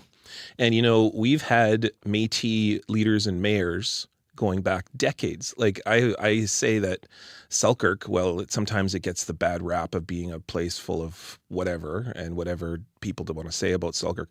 Selkirk is a place in which Indigenous and Canadian peoples have come together to make a future and to make a remarkable place. And I really witnessed that firsthand growing up when my dad was a bingo caller at the Friendship Center. And I was raised in the daycare at the Friendship Center with Canadian teachers. And then I'd walk outside and I'd go to the Icelandic, the grocery store owned by the Icelandic guy, who was the kindest guy ever to my grandfather, who couldn't really walk because he was abused in residential schools. There's these moments that I grew up with, and I've never not thought about this book or what has eventually become this book. Yeah. You talk about your grandfather in this book. I can't let you go before you talk about his story a bit, because you share. We're going to Point Douglas next week to talk about the neighborhood plan that's finally coming for that area of Winnipeg. And you were asked actually on a national CBC show on the weekend what you think about when you think about that neighborhood. And you immediately went to your grandfather. Why? My grandfather was one of those guys that slept outside for decades because he was abused in residential school up in Fort Alexander, Saguing. And then he went to the front lines in France and fought with the Toronto Scottish and was injured, was shot, and came back, and he was disabled, and he was unable to parent his own children, my father and my uncles and my auntie. And then what happened is that he began to drink, and his best friend was Tommy Prince. The famous Tommy Prince that everyone knows about. And so the two of them were drinking buddies, and they used to share money to get hotel rooms together because they often feast or famine. Sometimes they'd get a bit of money, and sometimes they would have no money. But they'd always take care of each other. And sometimes that meant sleeping outside. That meant taking care of each other when the nights are really cold and hard. And so for years I've done that work with different organizations, most recently with the Moa Bear Clan. And so every time I see somebody, I think of my grandfather. And but I also am blown away by the fact that I've never seen more love and commitment and empathy. And the truth is that when you go to the encampments, and you've worked in the encampments like I have for such a long period of time in our city, which are a fairly recent phenomena. The 1990s, when I was doing that work, frontline, you didn't see encampments. You didn't see people were sleeping outside and in bus shelters and so on, but you didn't see the kind of scale of encampments Not that here. you do now. No, you always thought of it as something in another city. Yeah. Anyways, so I see my grandfather, and I also am reminded that when I was born, my grandfather decided to change his life radically, and he stopped drinking. He committed himself to me and to my cousins. And all I know is love. Like, I've never known the side of my grandfather that was alcoholic and abusive. My other family knows that, and that's a true story. But all I've ever known is the guy that watched Wheel of Fortune with me, and I made craft dinner for every morning when I'd get him dressed. It's quite a book, Negon. Congratulations on it. I know you have your official launch tomorrow. I never have enough time to talk about things, but we're going to give the book away. Miigwech, thanks so much. And miigwech to you. Thank you. That's Neon Sinclair, author, Winnipeg Free Press columnist, University of Manitoba Indigenous Knowledge professor. His new book, Winnipeg, Visions of Canada from an Indigenous Centre, is officially out today. The book launched Thursday. McNally Robinson, we have a copy to give away. Email win@cbc.ca. Share where you've seen reconciliation in action in Manitoba, and we'll make a random draw at the end of the show, and we'll share your comments. We're going to move on to morning sports, 7:26, and Scott Regere's back. Edmonton's Stanley Cup bid suffered a disappointing blow last night, Scott. True that, Marcy. Disappointing because the Oilers got out to an early 2-goal lead before they relinquished it and eventually lost to Dallas. That means Edmonton now trails the Western Conference Final 2-1, and it also means, Marcy, there are more questions about whether they have the goaltending to win a cup. On what ended up being the winning goal last night, Stuart Skinner did not cover his post properly on a wraparound attempt.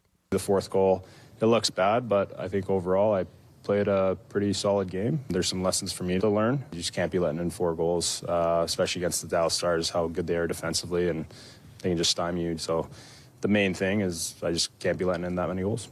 So the Oilers will try and tie up the series at 2 tomorrow night, once again at home. And whether Skinner's in goal for that game, Marcy, or whether it's his backup, Calvin Pickard, remains to be seen. Now, Scott Arniel spoke to the media for the first time since being named the Jets' new coach. What did he say? Well, that he's excited to get going. He described it as a full circle moment in his career and probably the greatest personal chapter for him. And when you consider what's gone on with Arniel, 43 years ago, he was drafted by the Winnipeg Jets, and here he is as a head coach. He added this about the success that the team has had this past season. What we did this year was special. 2 years ago, we've started to build the foundation on how we wanted to look, how we wanted to play, how do we want to go about our daily business. And this year, a lot of it came to the forefront. There's some things that we obviously have to improve on. But at the same time, we've made some great strides here in the last 2 years, and I really believe that some best days are ahead of us. At the helm of Rick Bonus's staff, Arniel was part of a coaching team that recorded 46 wins 2 years ago and then 52 this past season. So there has been success. And just a slightly newer voice, I suppose, with the Rick Bonus now retired. So Scott Arniel, you're a new head coach for the Winnipeg Jets. And let's finish with what may be an end of an era in tennis. Yeah, the Rafa Nadal era at the French Open. And Nadal fell in straight sets yesterday, Marcy, to Alex Zverev in his first round match. For Nadal, just his 4th ever defeat at Roland Garros, which isn't bad when you consider he's now played 116 matches there. It's difficult for me to talk. I don't know. It's going to be the last time that I'm going to be here in front of all of you. Honestly, I am not 100% sure, but if it's last time, I enjoy it. For me, it's difficult to say what's going on in the future, but I can't say 100%. No, I enjoy a lot playing here. I am traveling with the family, and I am having fun. Nadal describes his body as a jungle over the past 2 years, where he wakes up one day to the feeling of a snake biting him, and the next to a tiger. Quite descriptive. He does say he wants to play one more tournament at least, and that is at the Paris Olympics. And just before I head off, a soccer note. Project 8, Marcy, the domestic women's professional league that's coming into being next year, is going to make some sort of announcement today. This is what they wrote on Twitter. From nothing will come everything.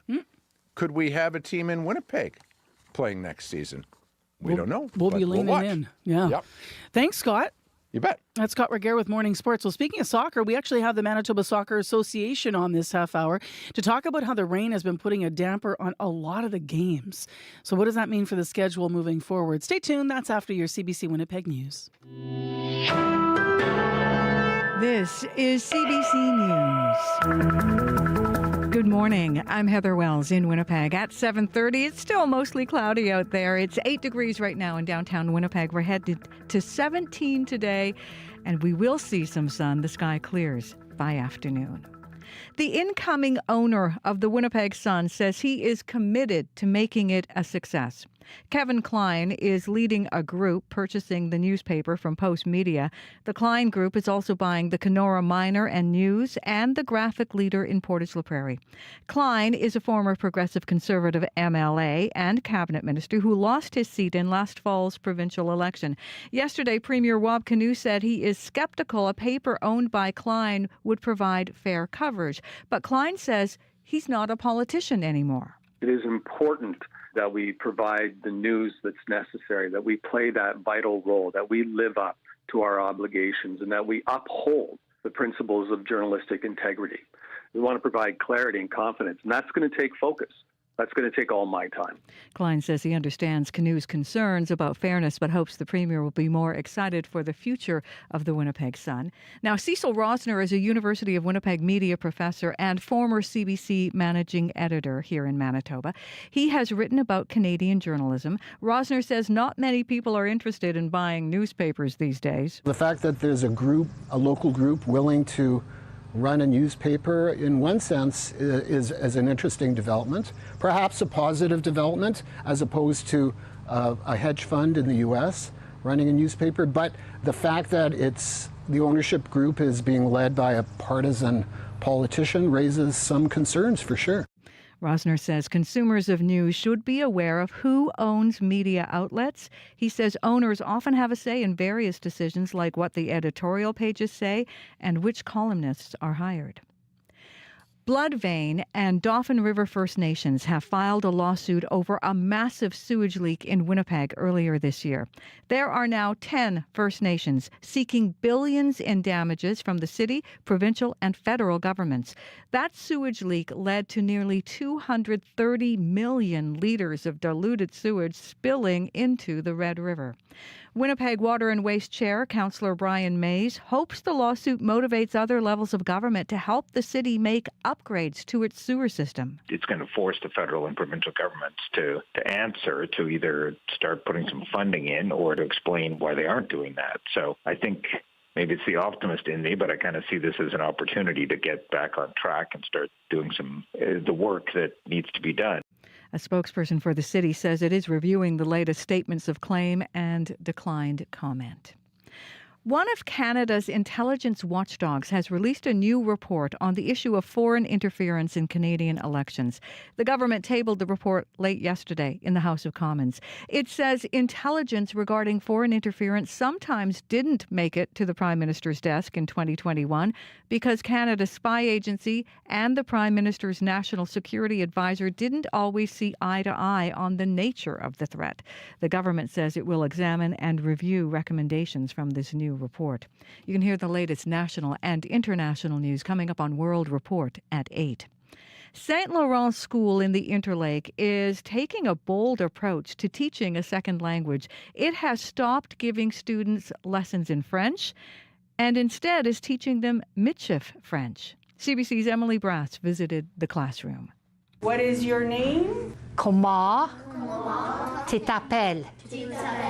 If you think that sounds different than the French you learned in school, ben certain, you're right. Kids at St. Laurent School aren't learning conventional French, but Michif French. Grade 4 student Nova Coutu says her parents are thrilled. They like that I'm learning it, and they start talking Michif to me, so I gotta try guessing what it means. The classes aren't taught by formally trained teachers, but mémères, or grandmothers in Michif French. Debbie Lavallee and Denise Coutu say stigma kept generations of Métis people from learning. We're losing the language. When I went to school, it was a shame put on us. I went to a school where nuns were teaching. They didn't want us to speak our language. The mémères hope to turn that around using lessons that are also fun, like playing bingo. Augur. Bingo. Bingo. Some students say they're even starting to speak Michif French outside the classroom. Emily Brass, CBC News, St. Laurent, Manitoba.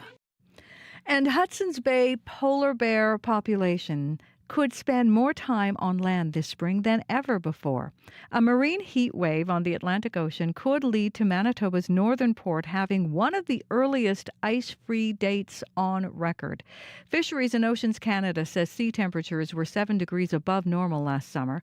Jeff York at Polar Bears International says the lack of ice on Hudson Bay could have impacts far beyond northern Manitoba. The Arctic also acts, in a sense, as the Earth's air conditioning unit, if you want to look at it that way. So as that AC unit starts to fail, that's not great for the rest of us. York says polar bears today have, on average, 40 fewer days on the ice than their grandparents did. You can find more on that story as well as other national and local news. All you have to do is head to cbc.ca/Manitoba. All right. Thank you, Heather. You're welcome. Heather Wells in our news center this morning. Well, it's regional forecast time. That means Abby gets to tell us all about it. Yes, Marcy. Looking across the province, I would see 8s and 9s. That's what I see right now in Winnipeg. We're at 8 degrees and cloudy. We're expecting clearing skies, and later today, as the temperature rises to a high of 17 degrees, and tonight we will clear up even more, but then some fog patches will develop into tomorrow morning. Heading west to Brandon, it's also 8 degrees over there. It's partly cloudy. Today, we should be seeing mainly cloudy skies, and then some fog patches we saw this morning for that region will be dissipating. The highs will reach 16 degrees. Moving north to Thompson, where it's chilly at 1 degree. It's mainly sunny at the moment, and the high for today will reach 15. Further north in Churchill, where it is 1 degree and partly cloudy. Don't let that fool you. It's going to be mainly sunny, and the highs will be reaching 12. Down in Dauphin, it's also 8 degrees and cloudy. The day ahead brings mainly cloudy skies with some fog patches clearing up. The highs will be around 15. In Gimli, it is 8 degrees and cloudy. For the Interlake region, you should expect some cloudy skies, which will be clearing this afternoon. And for your high, you will get to 17 degrees. Steinbach is sitting at 9 degrees and cloudy. Today's forecast calls for mainly cloudy skies, which will be clearing sometime in the afternoon, and the highs will touch 16. And finally, in Morris, it is 9 degrees and cloudy. For the Pembina Valley region today, anticipate mainly cloudy conditions, which will be clearing in the afternoon, and we're forecasting a high of 16. In summary, for Winnipeg and surrounding areas, it's we're around 9 degrees and cloudy, and we see some clearing skies, and the highs would hover between 16 and 17 for today. All right. Thanks, Abby. You're welcome. We're going to have a traffic note in a moment, nothing urgent. But Corey, you had this lovely moment with our previous guest, Neon Sinclair, in his new book, Winnipeg. He was talking about, read an excerpt from in 2022, the National Day of Truth and Reconciliation. And he was using it as a point of sort of hope and growth and talking about how he spent that day. Yeah. And then what happened outside in the green room? Well, as he was leaving, I just said, thanks for reading that passage. It really resonated with me because my son, Callum, was born. Well, he's about almost coming up on 2 years old now. He was born on National Day for Truth and Reconciliation, and I'm always wondering, as much as I want to find that balance between, of course, making him just feel special as a kid, right?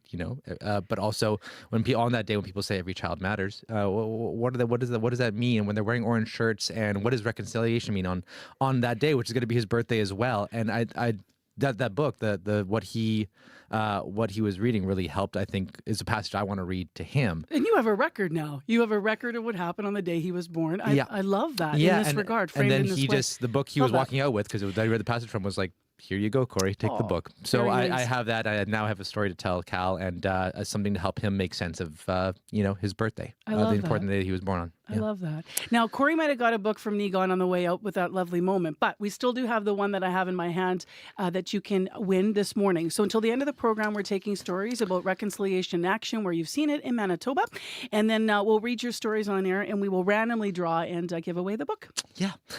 And turning to your commute, Lester gave us a call. He does flagging projects or does flagging for construction projects. He gave me a heads up. Starting today, 8:45 at Queen Elizabeth and Mayfair. There is going to be some concrete work being done from 8:45 till about 2. That means sometimes they could have that whole kind of intersection closed to do that. And leading up to 8:45, even before, there may be some trucks on scene blocking a lane or two. So just heads up, you may be experiencing some delays. I may want to find another route if you're heading towards Queen Elizabeth and Mayfair this morning and even into the afternoon. But if you see anything else going on out there, give me a call on the CBC commuter line, 204-788-3093. Well, up next. But I see your true colors shining through. I see your true colors, and that's why I love you. So don't be afraid to let them show your true colors. True colors are beautiful like a rainbow. Well, we couldn't resist playing little Cyndi Lauper sing the true colors. And that's why I love you like a rainbow, man. I love this song back in the day. It's Pride time in Winnipeg. It's setting up our next interview. We are celebrating the diversity that the community has to offer. So the parade, of course, is just one aspect of things. It happens on Sunday. We'll be walking in the parade. I know I'm taking part myself with our CBC walking float. But there's going to be festivities happening at the Forks and all through the weekend. And there's a really good lineup this year. So I'm glad it stopped raining for now. Sean Irvin's in studio, Executive Director of Pride Winnipeg. Hi there. Hi, Marcy. So tell me a little bit about what your plans look like for 2024. Brilliant. That's the magic word. A little bit biased. It's my first year here. So, we've got a great lineup, like you said, of artists this year across drag queens and various types of performing. But, on top of that, just the festival as a whole, we're really, really proud of how everything's kind of come together. We have a few new things that we're going to be offering this year, which is going to be really, really exciting. We're constantly trying to build on this festival and find new ways of connecting with our community. What's the theme of Pride this year?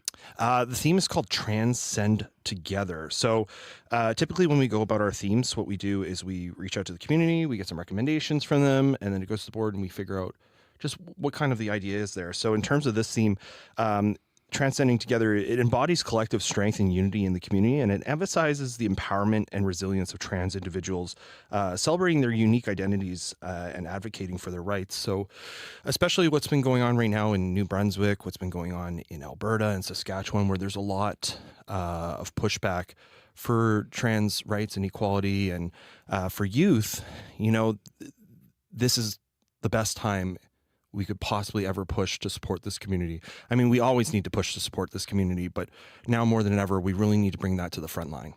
And to the front of the parade, your parade marshals are all Two-Spirit this year as well. Yes. Was that part of the importance of what you're talking about this moment in time? For sure. It's definitely significant. And again, with the parade marshals, they're advocated for on behalf of the community, so they're voted forward.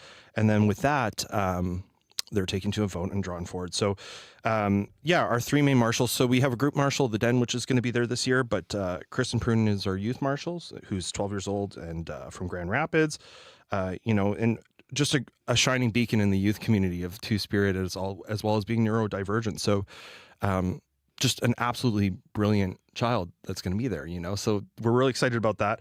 And then also Barbara and Charlotte, who are very honored and well respected in the Two-Spirit community. Their most recent accomplishment together has been hosting the first ever Two-Spirit Sundance on Turtle Island last summer, right here in Manitoba. So, these are people who are pushing the boundaries. These are people who are advocating within this community. And with any marshal, you really want those individuals who inspire people and generate that excitement and momentum. And I don't know if there's better people. You have some new stages as well this year, right? There's a Mama Way stage, I understand, and then there's a space for 55 plus people that's new. Yeah. So we have three main stage areas. So we have our kids zone stage. We have the Mama Way stage, which was formerly known as our community stage, but renamed this year appropriately. And then the main stage area, which is the CN stage there. So with that being said, we also, one of our new features this year is the Trailblazer lounge area, which is a 55 plus lounge. So one of the things we've noticed is that there's always grounds to push for our 55 plus community. And we're trying to find new ways to be more inclusive and supporting that community.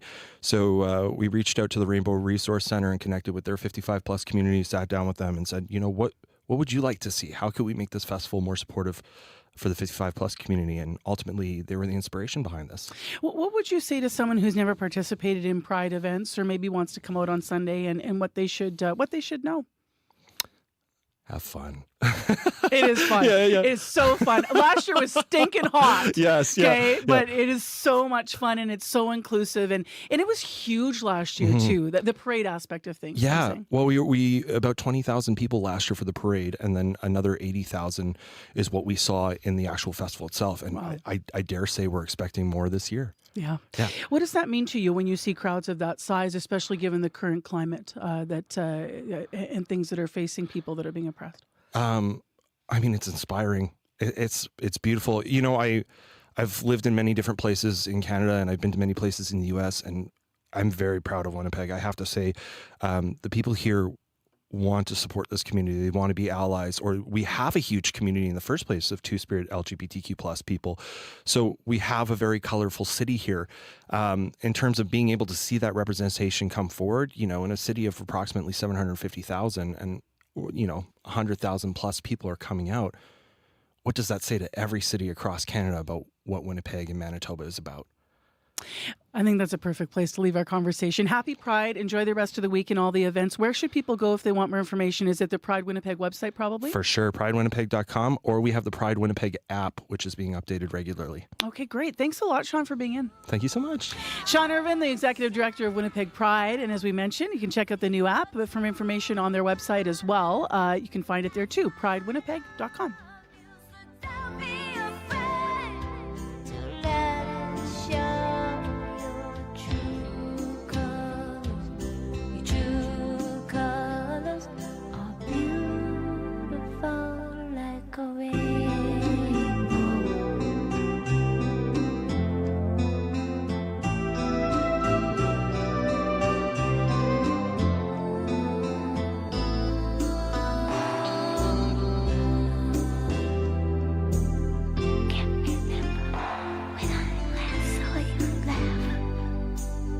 This world makes you crazy. You take it all you can bear. You call me up because you know I'll be there, and I see your true colors shining through.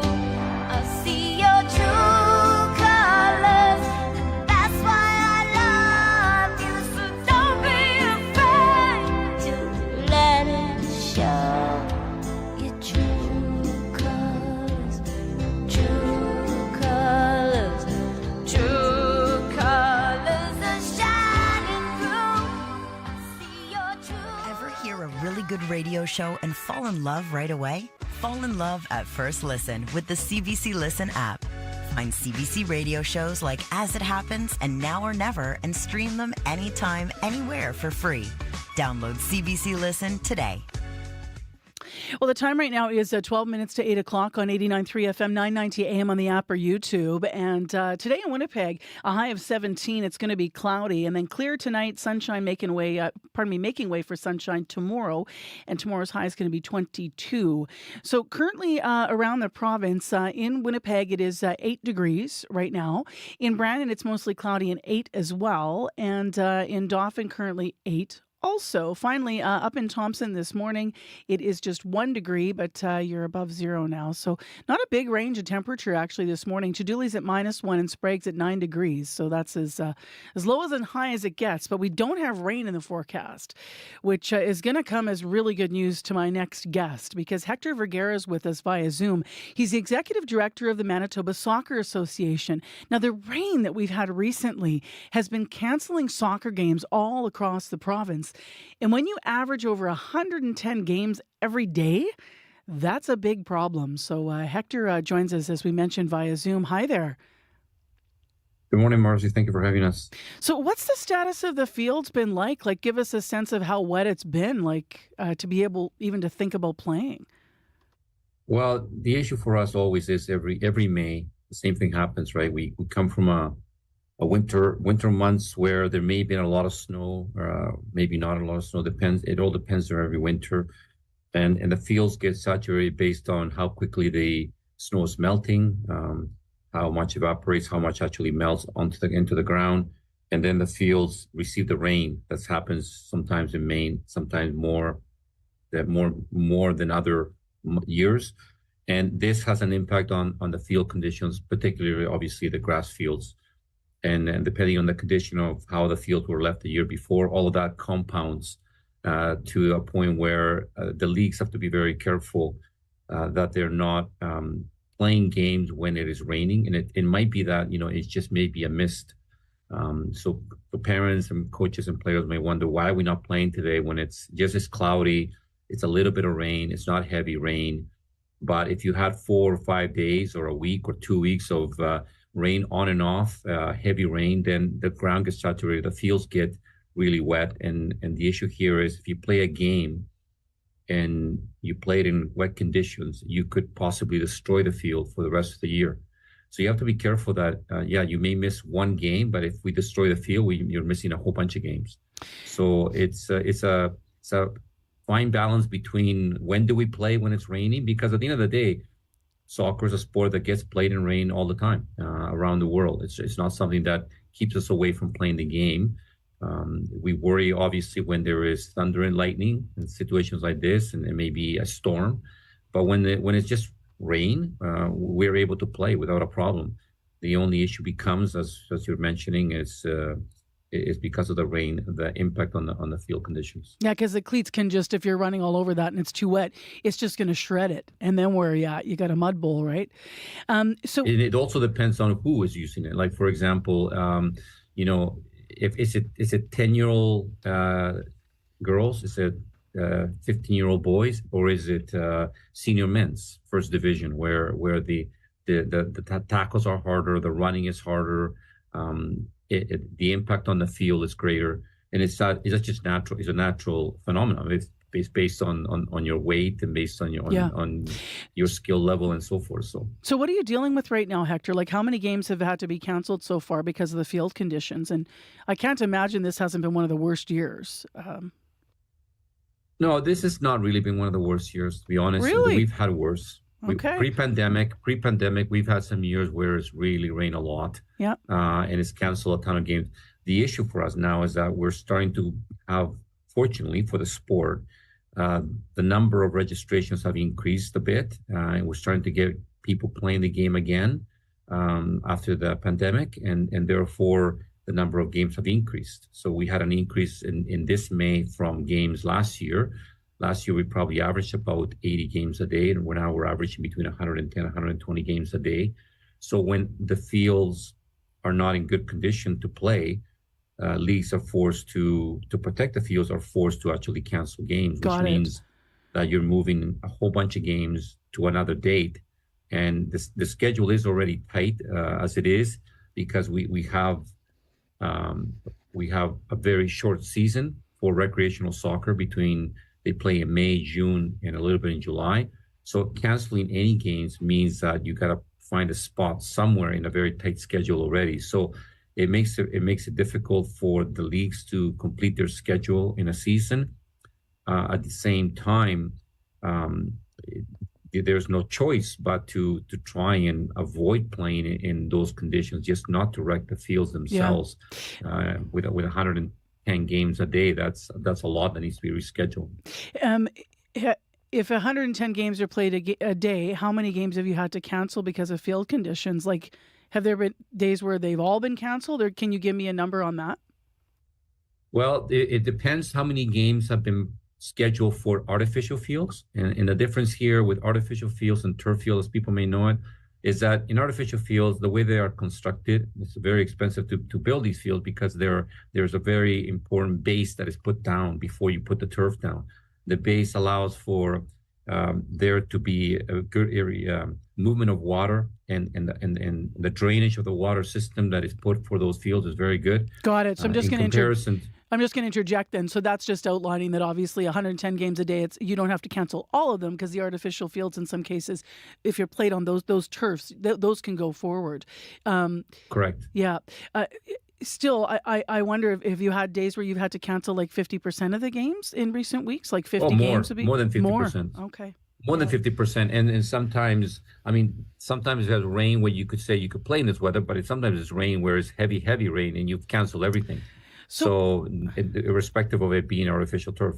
What's the message, Hector, to athletes this morning listening? You kind of nodded to this to say people might be wondering, why aren't we playing? It's just some rain. But what would you like to say to athletes who are missing soccer right now and who are sort of hopeful that things will get back on track?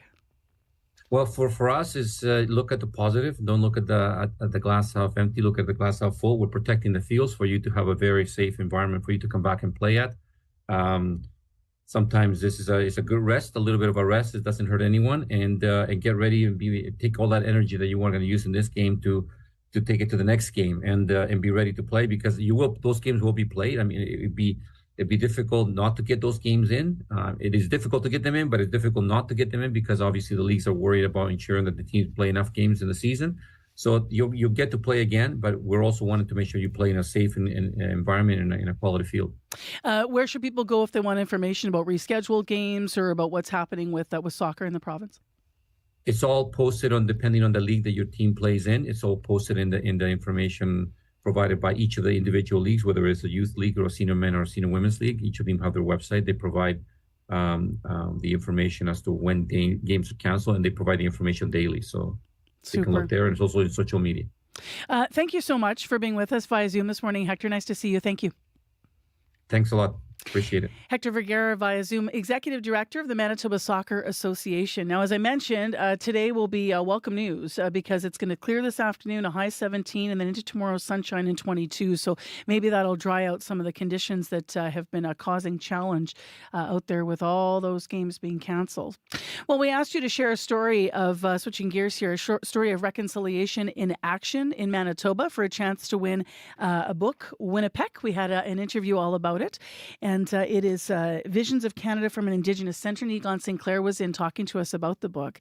Kelly Lone sent in an entry, and Kelly writes, my story of reconciliation in my community is every year when teaching the true history of Canada, Manitoba to my grade 4 students. When speaking about residential schools and treaties to a mostly non-Indigenous school population, I never know what the response will be.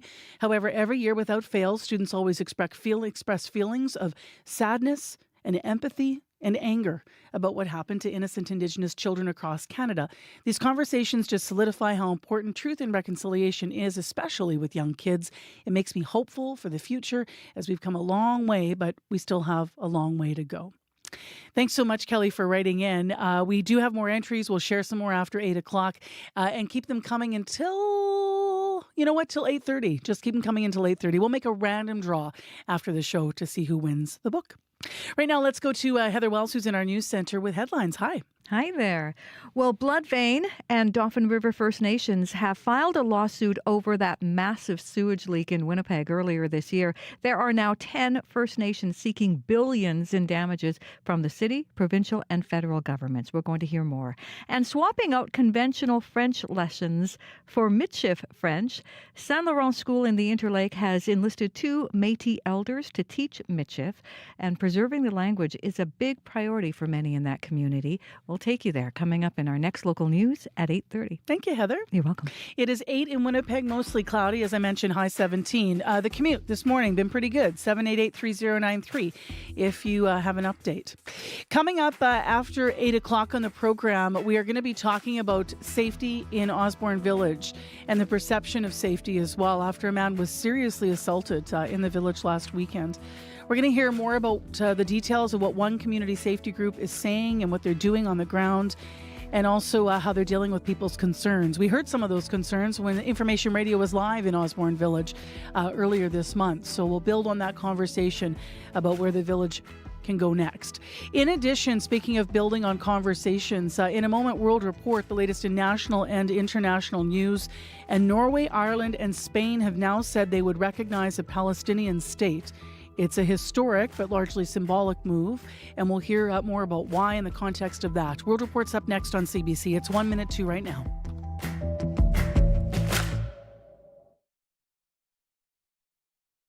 On Q with Tom Power. Calgary's Jeff McFetridge is not a household name, but I bet you've come across his work. Maybe in a gallery, on your Apple Watch, on your Nike shoes. Jeff will tell you how he manages to find the balance between working with big brands and folks like the Beastie Boys and Sofia Coppola. If you don't believe in what you're doing, it's just too hard to do.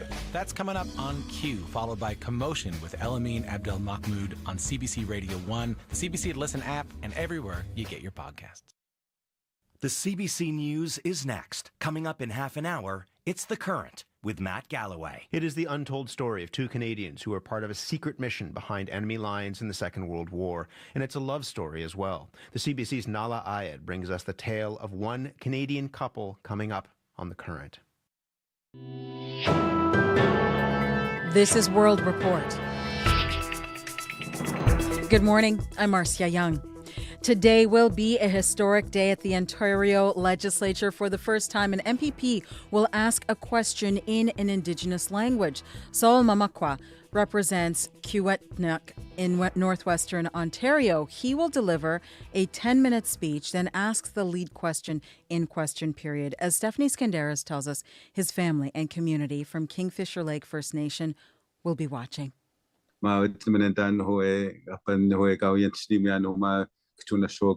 Ontario. Saul Mamakwa wasn't sure this day would ever come.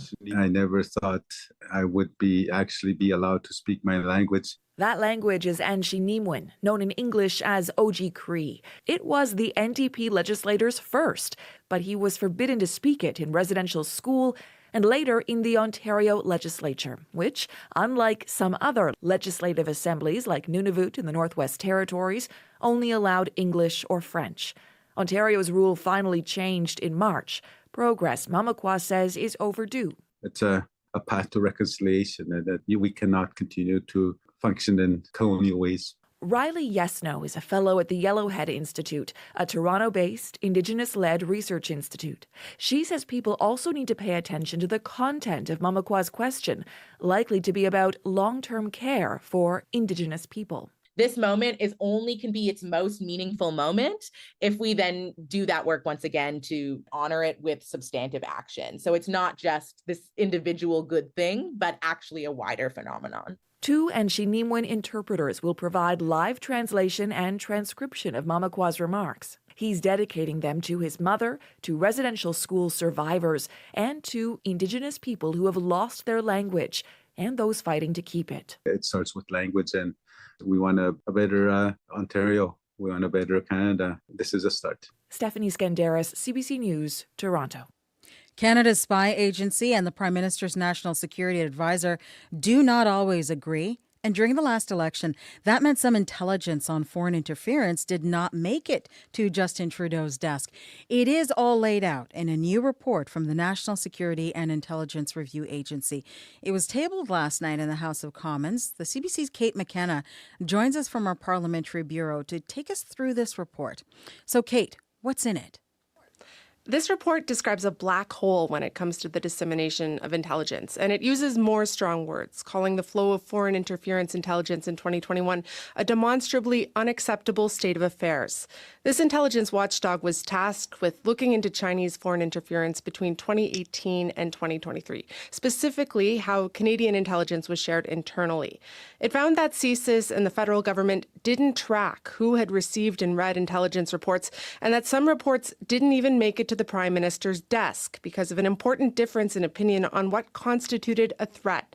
The report says the Prime Minister's National Security Intelligence Advisor viewed the reports as recounting standard diplomatic activity, but CSIS clearly disagreed because it took the time to collect, analyze, and report on activities it considered to be significant threats. The report also found that CSIS was inconsistent in sharing its intelligence, noting the agency has struggled to figure out how to report it without being seen as interfering in elections. How does this report fit into the broader investigation into foreign election interference? Well, in some ways, this report complements what we've heard during the foreign interference inquiry, specifically that on some occasions information didn't reach its intended recipient or that it wasn't understood by those who read it. Those questions have dogged this government, and we're expecting them to react to this report later today. Thank you, Kate. You're welcome. The CBC's Kate McKenna reporting from Ottawa. And closing arguments are expected to begin this morning in Donald Trump's hush money trial in New York. It is the first of 4 criminal cases against the former president. The CBC's Katie Simpson is in New York and joins us with more. Katie, walk us through what we're expecting. Prosecutors and the defense team have one last chance to make their respective cases to the jury before Donald Trump's fate is in their hands. Prosecutors accuse Trump of falsifying business records to hide hush money payments to adult film star Stormy Daniels to keep their alleged affair a secret so it would not hurt his 2016 election campaign. Jurors heard all kinds of salacious details about their alleged sexual encounter and how Trump's former fixer Michael Cohen said he went about paying her for silence and how those payments were authorized by Trump. Now, Cohen's credibility could pose a significant challenge for the jurors. He's lied under oath in the past. The defense tried to poke holes in his testimony. The defense says Trump did not have an affair with Stormy Daniels, accusing her of making the whole thing up for money and that there is nothing illegal with non-disclosure agreements. And Katie, what is at stake if the jury finds Trump guilty? Well, technically it's his freedom that's at stake, but experts warn it's unlikely that prison time will happen if there is a guilty verdict in this case. Similar convictions in the past for first-time offenders have not ended with prison time. Trump could be acquitted, and that would allow him to get back to a more traditional election campaign. Or if there is a guilty verdict, we can expect Trump and his team to appeal. That process will likely be put on hold through the presidential election, and then the appeal process could take years to move through the courts. And while a guilty verdict would be a historic first criminal conviction of a former U.S. president, don't expect him to be taken away in handcuffs or anything like that. There will need to be a sentencing hearing, and keep in mind the judge in this case has been very aware of the historic nature of this case. All right, thank you so much, Katie. Thanks. The CBC's Katie Simpson in New York. Spain, Ireland, and Norway are officially recognizing the state of Palestine today. Spanish Prime Minister Pedro Sanchez says this is an important step towards making a two-state solution a reality in the Middle East. The recognition of Palestine is not against anyone, least of all Israel, with whom we aim to foster the strongest possible relationship. Furthermore, this decision reflects our absolute rejection of Hamas, a terrorist organization who is against the two-state solution. Israel's foreign minister says Spain is giving in to Hamas. Spain is pushing the European Union to take action against Israel for its attacks in southern Gaza. Medics say at least 45 people were killed in an airstrike on a tent camp in Rafah on Sunday. Dozens more people were injured by the fire that engulfed the tents. The Israeli military calls it a strategic mishap and says it is investigating. The UN Security Council is holding an emergency meeting today to discuss the strike. Independent daily newspapers have become an endangered species in Canada, but that cannot be said about Winnipeg. Residents in that city could soon be getting their second independent daily paper. The CBC's Bartley Kivas has the scoop on the new owner. We need more local ownership. We need committed people in the communities that they serve. That's Kevin Klein, the leader of a new ownership group for the Winnipeg Sun. Klein's a former city councillor who ran for mayor and finished third. He was also a cabinet minister in the former PC government. Klein's now returning to his former work in media. The Post media chain announced Monday it's selling the Winnipeg Sun to a company Klein runs, along with papers in Portage la Prairie, Manitoba, and Kenora, Ontario. I am dedicated 100% to making this successful. It is important to have another voice in Winnipeg. The city's other paper, the older and larger Winnipeg Free Press, is also independently owned. That makes Winnipeg unique in Western Canada in having two daily independents. Unifor represents workers at the Sun. John Ridd speaks for the union. I'm hoping to see that the doors stay open, that our members are at least have some security going forward with their jobs, and that the newspaper stays alive. University of Winnipeg media professor Cecil Rosner, a former CBC managing editor, says not a lot of people are lining up to buy newspapers. The fact that there's a local group willing to run a newspaper, in one sense, is an interesting development, perhaps a positive development, as opposed to a hedge fund in the U.S. running a newspaper. Klein says after the sale closes, he plans on keeping existing Sun staff. They've been without a contract since 2022. Bartley Kivas, CBC News, Winnipeg. 2 members of Blue Rodeo are being inducted into the Canadian Songwriters Hall of Fame.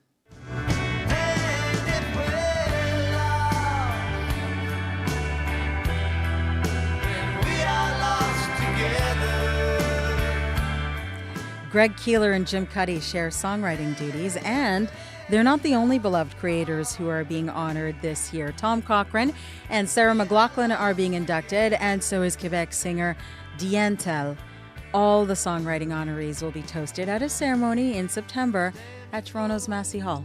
This faceless crowd, I wonder why I bother.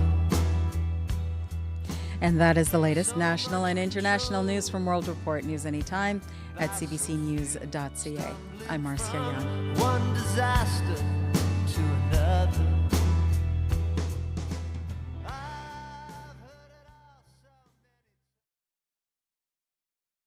Good morning, Manitoba. I'm Marcy Marcusa, and it's not going to rain today. Watch, as soon as I say that, the forecast will change. But right now, we're not expecting it. Thanks for joining us on CBC. This is 89.3 FM, 990 AM on the app or on YouTube. You're with Information Radio, the morning show here. And this half hour on the program, we're going to hear some of your comments about reconciliation and action in Manitoba. We have a book giveaway. We talked to the author last hour, so stay tuned. You've been writing to us, and a lot of the conversations left me feeling really good about Winnipeg, which is important because we also have some very big challenges going on in our community as well. One of them is safety. This half hour in the program, we're going to talk about the perception of safety after a man was seriously assaulted in Osborne Village last weekend. We'll hear what one community safety group is saying and how they're working in the village to try to help people out. So stay tuned. It builds on us being live in Osborne Village earlier this month. So we'll have that conversation as well with Sabe Peace Walkers. Right now, Heather Wells is in to update the news. Good morning. Good morning. Well, Kevin Klein says he is no longer a politician, but a newspaper owner. Klein is head of a group buying the Winnipeg Sun from Post Media. The Klein Group also purchasing the Graphic Leader in Portage la Prairie and the Kenora Miner and News. Klein, of course, a former Manitoba PC MLA. He says it's important for him to bring local ownership to newspapers, adding he is committed to providing quality local news. A warming climate and a warming Atlantic Ocean are causing renewed concern in northern Manitoba. A marine heat wave that started last summer could lead to Manitoba's northern port having one of the earliest ice-free dates on record. How does that affect us? How does it affect polar bears? We'll hear in our next news at 8:30. Let's get into the weather forecast. I nodded to this, but Abby's in with the details.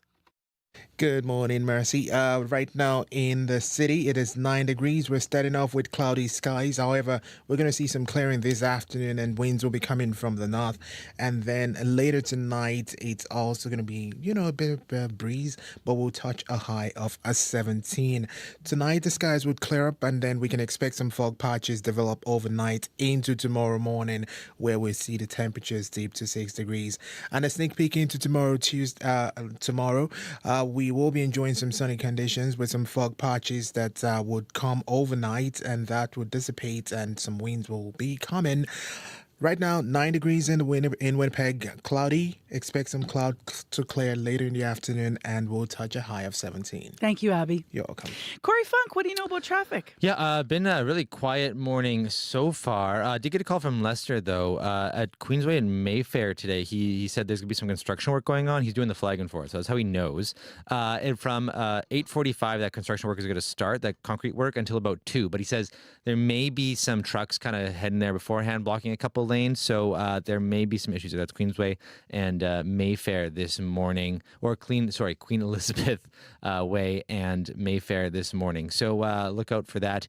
May cause some disruptions for your commute. But if you see something else going on out there, that's really the only issue I've heard of. Let me know, though. 204-788-3093.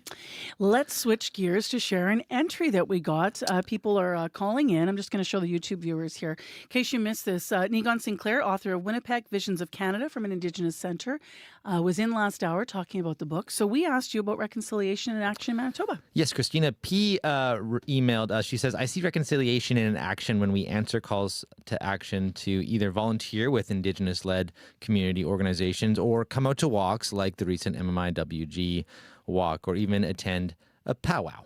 So thanks for that, Christina. I love that. Jeanette Kimball wrote in, I live in Thompson, Manitoba, and I'm happy to experience the love and sharing spirit of our Indigenous community. There are feasts and community celebrations on a regular basis where everyone is welcome. So we have a lot of comments that'll make you feel uplifted about Manitoba. We'll share more through this half hour, and then we'll make a random draw after 8:37, after we're off the air, and we'll contact the winner of the book.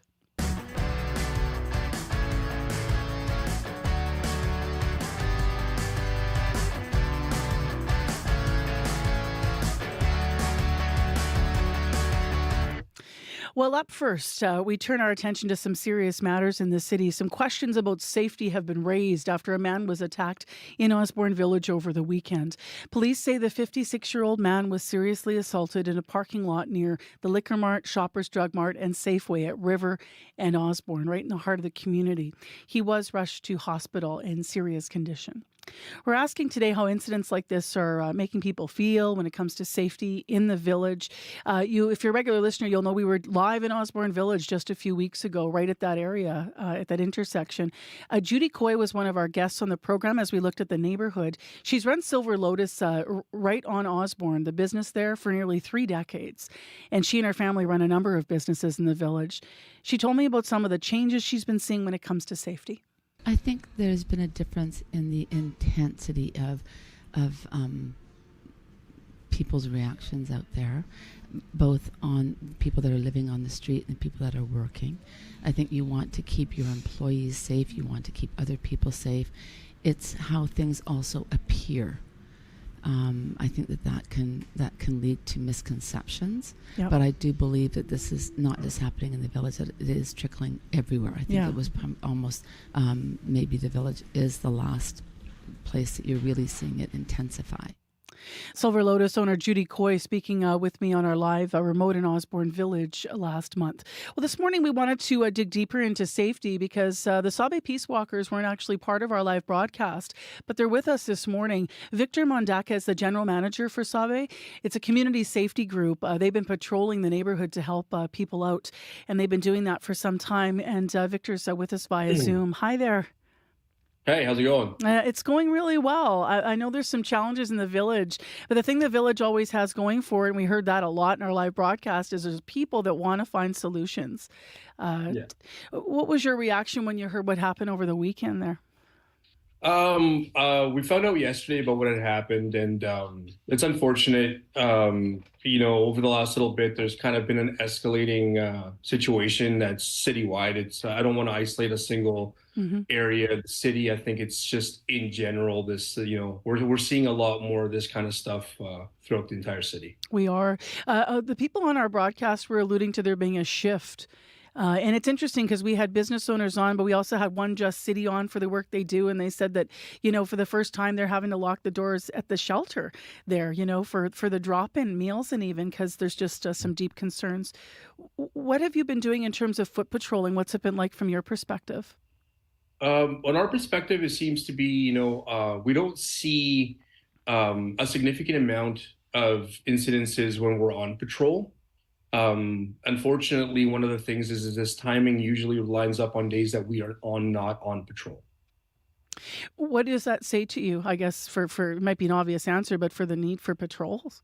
Yeah, I think what this kind of showcases the fact that when there are people out there, people do see the vests and stuff. We are pretty effective at kind of tapering this down, redirecting services so get people out of the area if they need to be in a warm, safe place and stuff like that.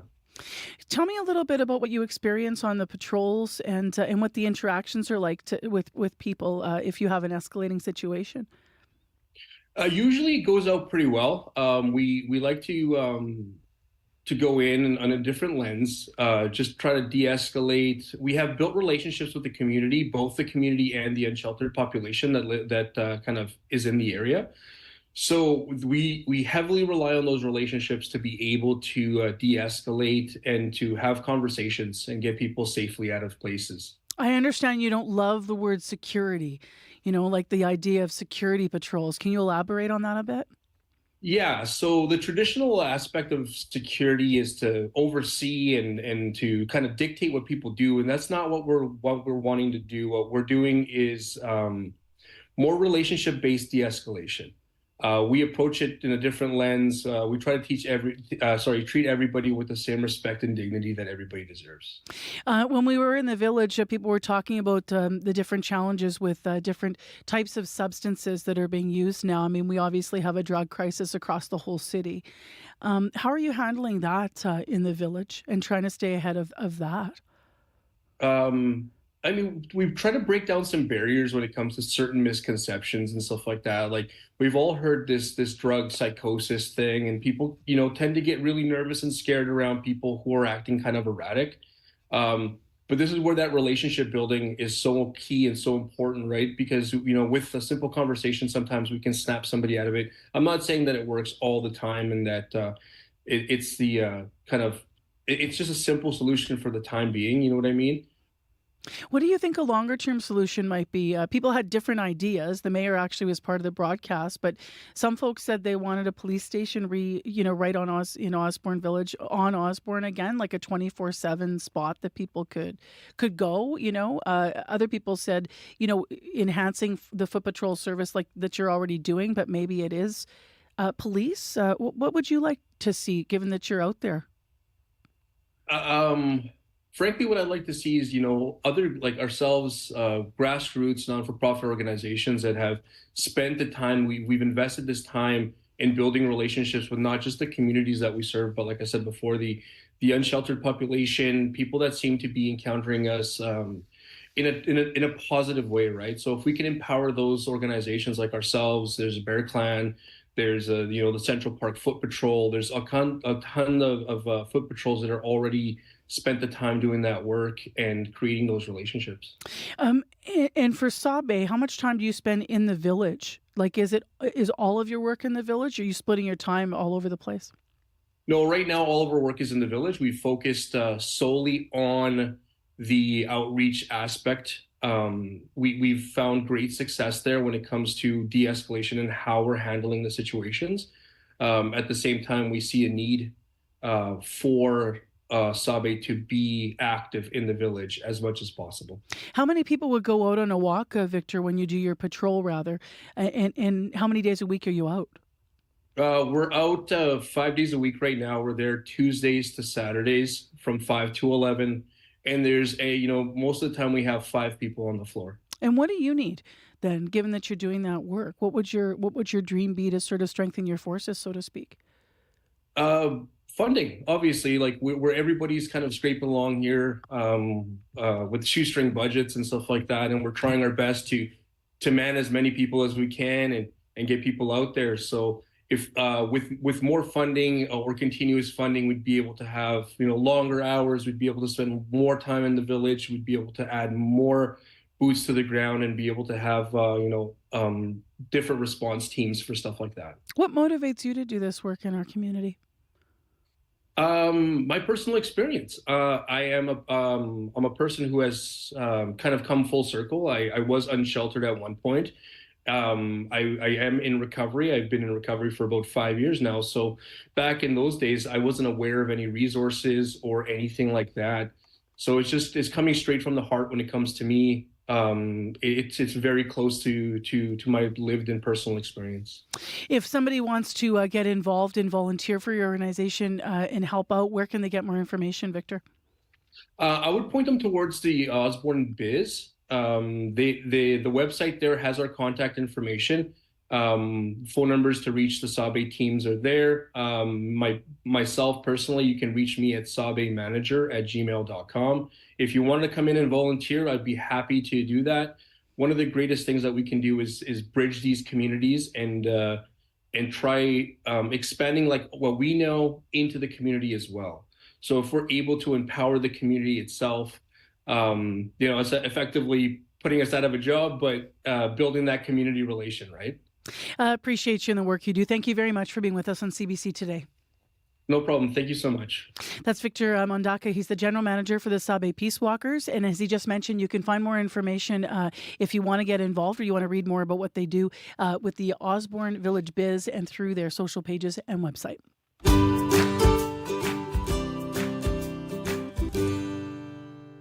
Time right now is 8:24 a.m. on 89.3 FM, 990 a.m. or on the app. We have a traffic update here. Robin called. She says a truck's broken down northbound St. Vital Bridge. Now, it's only one lane that way, so you can't cross the bridge northbound to Osborne right now. Big backups, she says. She saw people trying to top push the truck in neutral off the bridge. I don't know what that means. So it is still blocked. So I'm really, really hoping that that is not exactly what it sounds like, that people are out there shaking the truck.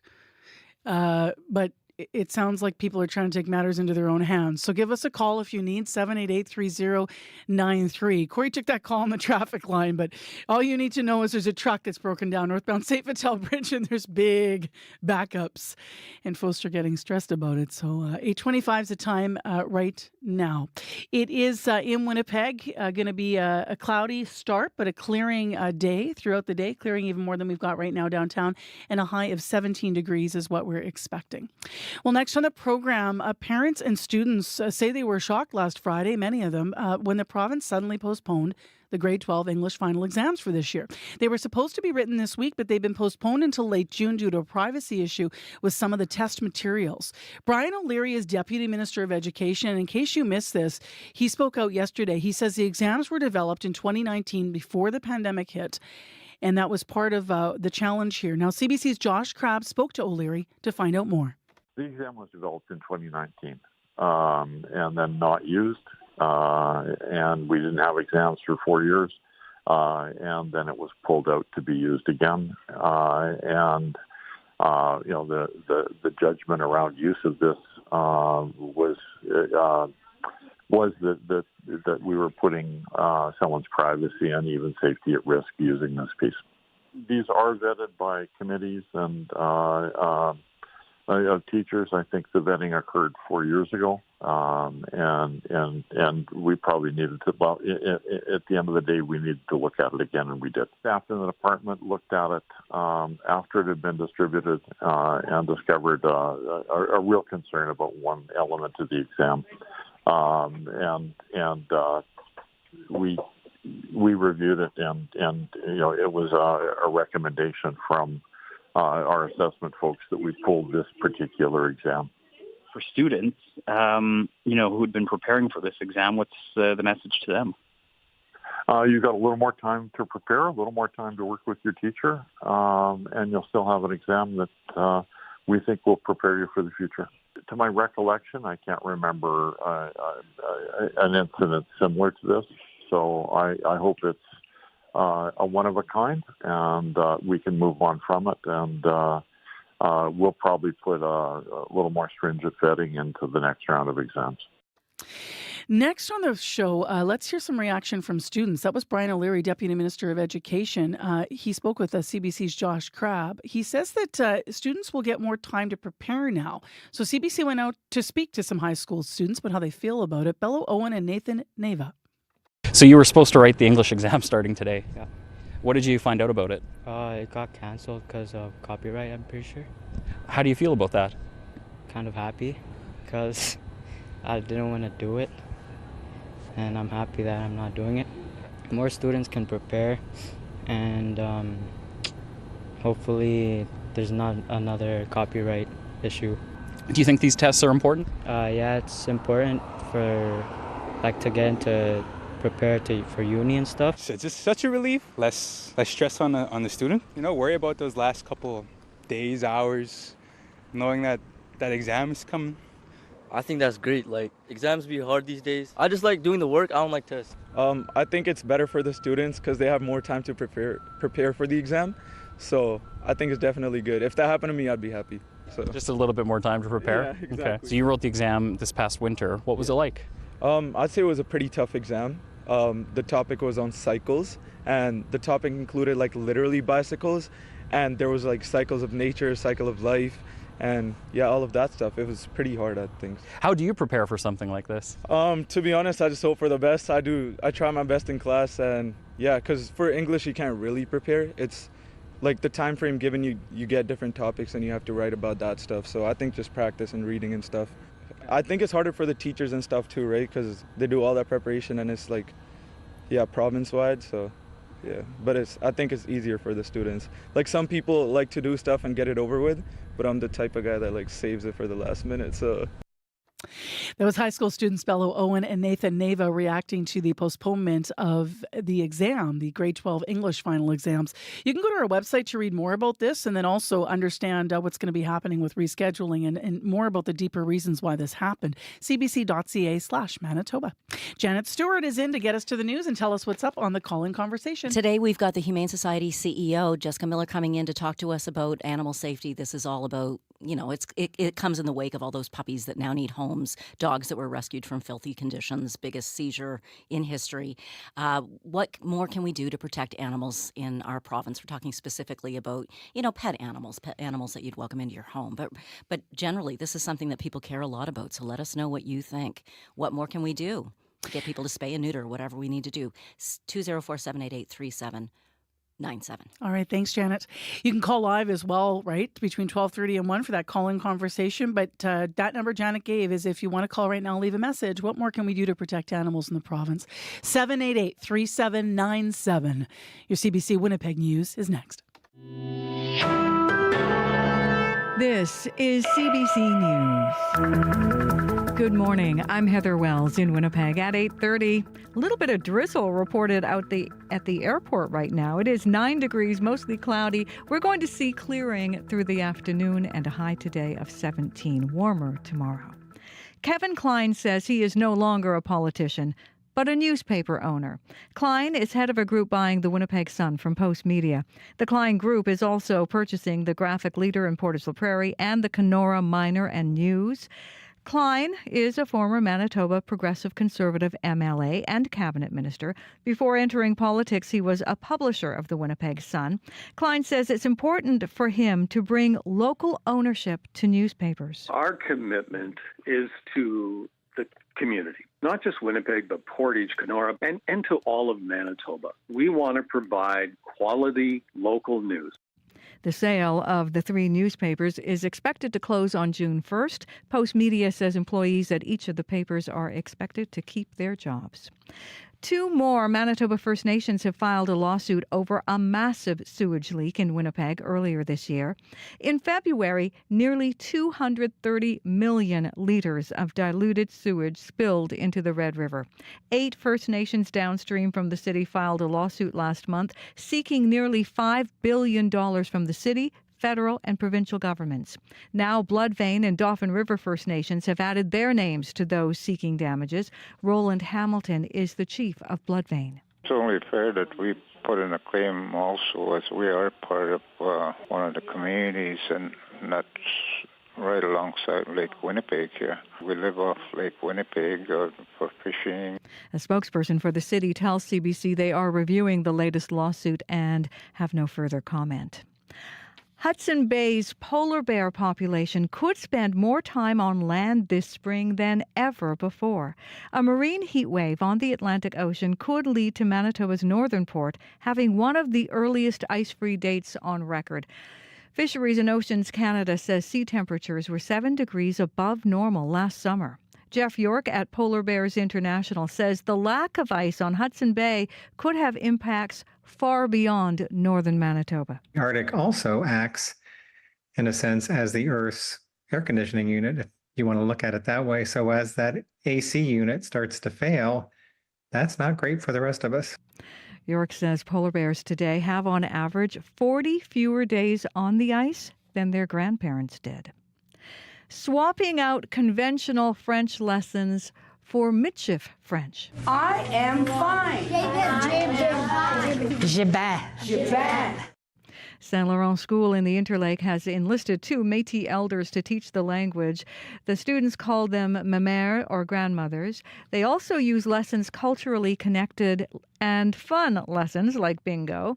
Grade 7 student Logan Van Dinther and his family recently moved to Saint Laurent from Winnipeg, and he is already a regular winner. I like to practice my Machif actually at my house and also practice Machif with friends sometimes. It feels like that it's kind of like pulling me into the community in a good way, which I really like. It's fun. Preserving the language is a big priority for many in Saint Laurent. Statistics Canada calls Michif an endangered language. And history is being made today in the Ontario Legislature. First Nation MPP Sol Mamakwa will rise in the House and speak in his native language, Ojibwe. It will be the first time the Ontario Legislature will allow, interpret, and transcribe a language other than English or French. Mamakwa says Indigenous people across Canada are losing their languages, and his speech in the Legislature, he says, will be an important step towards recognizing the threat.